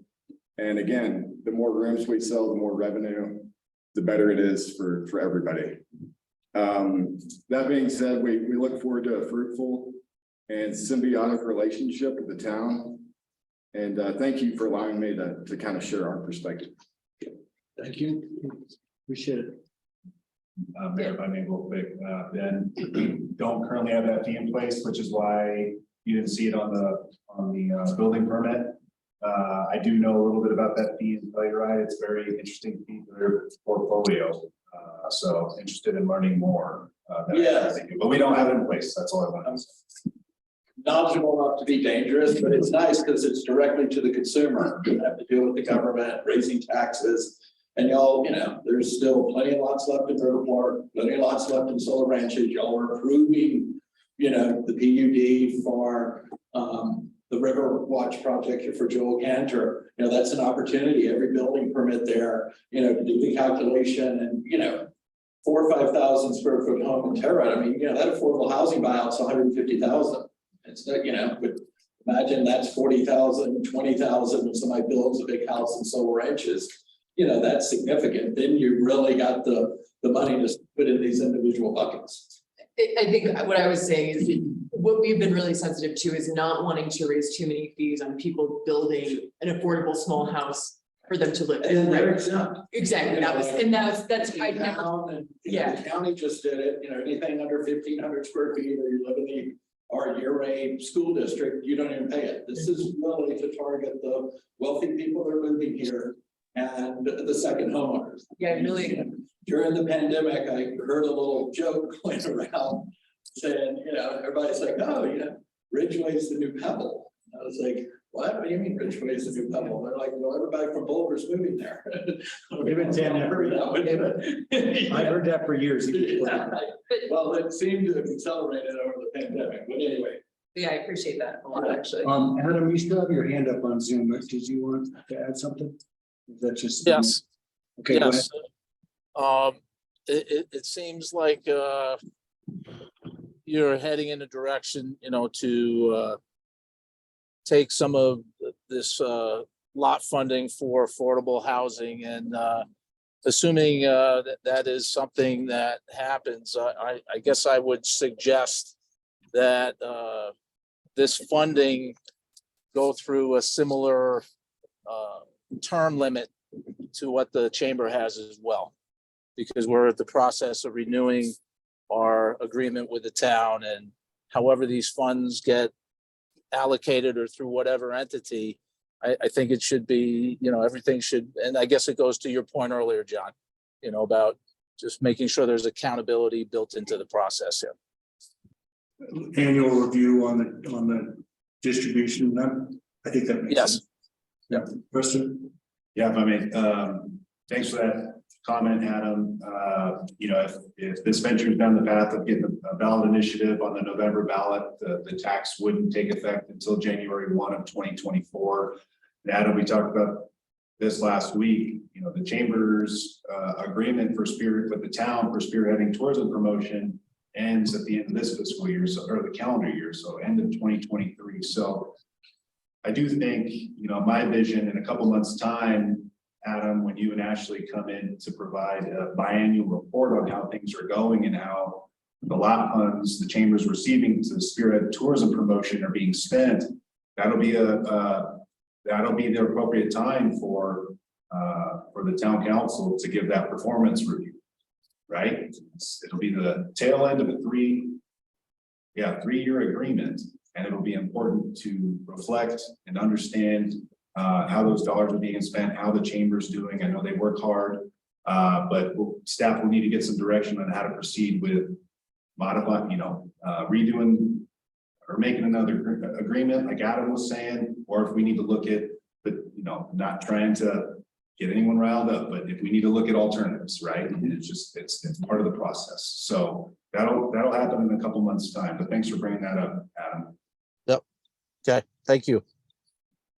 Can I ask a quick question, kind of go backpedaling slightly? Go ahead. I'm sorry, Bradley? Ben, sorry. Yeah. Is Ben's idea something that would need to be voted on? Because I'm still firmly in the yes and category. So like, let's do a tax and also find other funding. That goes in the category like the fee in lieu, because it's a Okay. fee that we would then pass a resolution and go through our process. Okay. So, Definitely worth exploring. so again, we go back to the, do we want to do a lodging tax increase where we're gonna have to decide to do that? We still have until July to make that decision, but it's like kind of as we're hierarchically thinking about this. I just wanted to make sure that this was not something that needed to go fast and that we could continue to focus on one objective. Thank you. Yeah, from staff's perspective, this is, I call it pretty linear. This is the first step in tackling the tax amount. And for Russ, talk about the fee in lieu quite a bit now. And I've tried to kind of lay out that there's a really appropriate and timely avenue to tackle or further explore the fee in lieu. And you'll better understand that as a board after the Chapter 7 updates, because Katie and TJ have this long list of, well, what's next? Well, affordable housing is next in the code to talk about that whole brand new section, which is going to be codified with the Chapter 7 updates. We can talk about fee in lieu and talk about the formula or structure that Russ was just talking about, which is great. And probably what you're talking about, or what Ben has proposed, that should absolutely be something that is evaluated and considered as another mechanism, right? I don't know if that touches on what you wanted to hear, but there's a path forward is what I've been trying to convey. And the other thing that makes Ben's proposal really attractive is it may encourage smaller homes, which helps us with, if Terry, you're listening, I'm speaking about electrification and sustainability.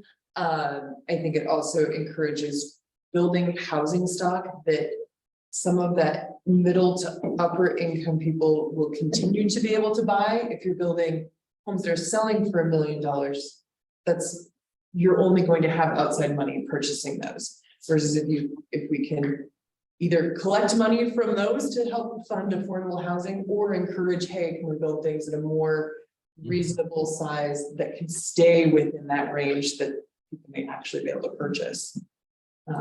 It would actually further a bunch of our goals.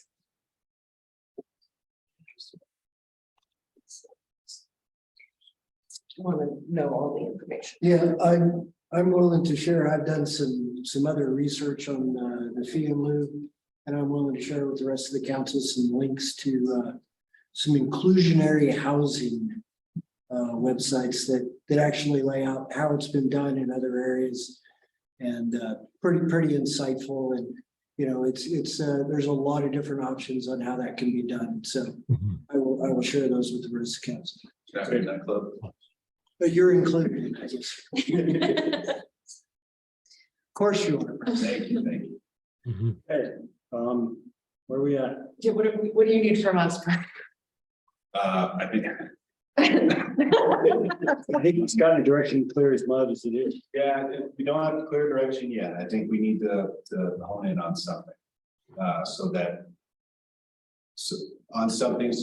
Bo and I can go back to some sort of drawing board and craft some specific language for you all to consider at the next, whenever the next meeting or work session is. But I've heard Kevin's proposal. if this is helpful, well, Great. Can we put JT in the spot and just let's, yeah, because we have, throw it at us, JT. Yeah.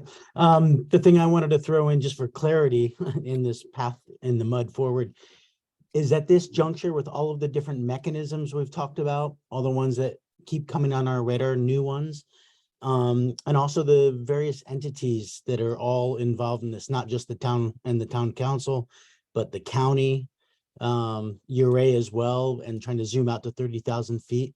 At this particular point, none of the potential things that could go to the voters as ballot measures am I in support of at this point in today's fragile economy. I don't see us, and this is a personal opinion, I don't see us going to the voters with any particular taxation in this calendar year. I'd rather foster a further discussion, not just among ourselves, but also across, town lines and county lines, to start to think about how we can all collectively work towards the pros and cons of not just what the home trust serves, but also the threshold of exploring housing commission along those lines. So anyway, I just wanted it to be very clear that I'm not in support of any particular ballot initiative at this point, and feeling pressured by the deadlines that are approaching. Thanks, JT. That's very helpful. I can see that. I can see why you're thinking that way. And especially if we start looking at some of these other tools that are non-ballot question required. What options do we have that are non-ballot question? The one Ben brought up is the one at the top of the line. And the potential renewal of both of those would not require ballot question. So Telluride calls theirs their affordable housing mitigation calculation. So. Can you say that one more time, please? Affordable housing mitigation calculation, and it looks like they have a worksheet for both commercial properties and single and duplex properties. How is that done without a question, Preston? Or vote?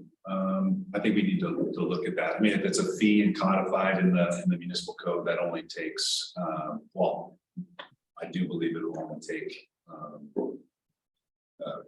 for residential approval, provided that it is a fee, not a tax. Gotcha. Yeah, we can. Really calling it a fee, a mitigation fee. We can bring that back to the council.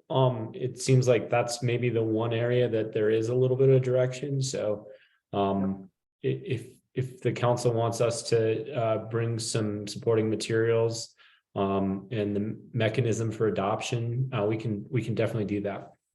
Can I also, and I mean, I guess I could search this, but I would love to see where our lodging tax falls in relation to the city of Uray, this Montrose, Telluride, Silverton, like, because if we're, I understand your reticence in our current economy, JT, but if our lodging tax, if it's not going to set us significantly above our neighboring communities at 1.5% to 1% increase, I don't think we can write that off. If we're kind of staying in the same realm as our neighbors on that tax. So just, it should be a pretty quick informational search. Then that's what we were sort of worried about is, if it goes to 10 and it's only 5 in Montrose, I mean, Ridgway, is not Telluride, it's not, people will drive to save that extra $20 and spend it, yes, and stay in Montrose and drive to the Ridgway Reservoir or stay in your base. So that's an excellent point that, to research the towns around us and sort of hit the middle. I think we are a little low. What is it, 3.5? 3.5. And that's what I remember Adam saying at one point. And it's, I mean, we've got the largest good number of rooms, so it's going to affect us the most. But check your rate, like you said. I'm thinking somewhere in the 5s. So if we're 2% below your rate, I feel like we're kind of leaving money on the table. Like that's but I don't know what your rate, but I know they're all in that 3 to 4 points. Silverton may be a little higher just because it's got Silverton, but that's check Silverton. But what we see is if we look at the rates in Uray and Montrose, if we're just $20 to $30 off.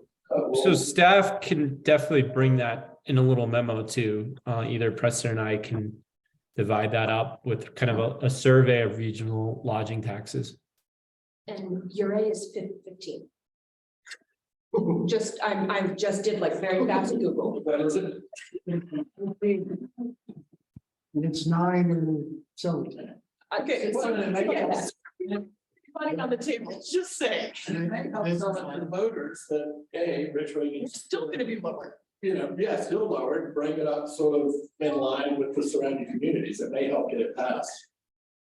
I am wondering if staff has the direction we need at this point. We certainly don't need to pinpoint a percentage, but is there consensus on looking more at the lodging tax and maybe starting to craft some ballot language, and then a time will come where we can sit around a table and town council can debate between 1% and 12% on the lodging. That's a joke.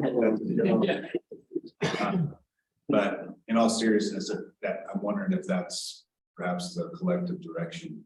If not, someone. That is certainly a conversation that I look forward to. Yeah, to me, it's looking at that lodging tax comparison and just kind of beating that around a little bit. The in lieu and the building permit fees are, I think, are our most probable directions. Yeah. Right. And just to add a little bit more information, Montrose is 9.43%. On just the lodging tax. Hotel You sure? lodging establishments. That's, Not sales tax. nope, sales tax is 9.33. In Montrose. I'm just, sorry, I just am. Way to go, researcher. And just to roll this out there, we could also approach this by not approaching the voters at all and not even adjusting the lodging tax and making a more sizable adjustment to the relationship that we have with the chamber. I'm just thinking outside of the box and so something being said, because that is a substantial chunk of money. I think even if you want to modify that, you still has to go back to the voters. So if you don't add anything to it, you just modify the percentage, because they approve what's in place today. But that very much is an option. I do think one of the things that has fallen out of this discussion as a side topic is when does come time for us to get a report from the chamber and think about their next cycle, knowing that that's going to be a sizable discussion. Like, I think it's going to be, I think the chamber has some really strong opinions, and I think some people on this council have hinted at some fairly strong opinions about council and chamber relationships moving forward. So just as a note, when you're thinking how long an agenda is going to be. So staff will, maybe more comment, but right now, staff will look at lodging tax comparisons for communities like Uray, Telluride, Montrose, Gunnison, Silverton, probably others, Palisade. We'll focus on the tax element, specifically on the lodging tax, and we'll also do some more exploration on affordable housing mitigation, fee in lieu, and advance that side of things. Look to advance that side of things too. Does that sum it up? That's awesome. Yep, that includes the building permit stuff. That's the wall, that's the affordable housing mitigation. Yeah. That was There talking you about. go. Okay. All right, anything else? Last minute comments, questions? I think we've made some good progress. I think so too. I'm pleased. See a thumbs up from Terry. All good? Two thumbs up from the audience. We got a Thank you, thumbs up guys. from JT. Thank you. All right, we done? Bruce. Thank you. All right. Thanks, Ben. Yeah. Unless there is any opposition, I declare it's adjourned. Thank you. Thanks, everyone. Thanks, Bo. Thank Thanks, you. guys. Thank you, JT, Terry, see you later, man. Hey, how are you? I'm Liz.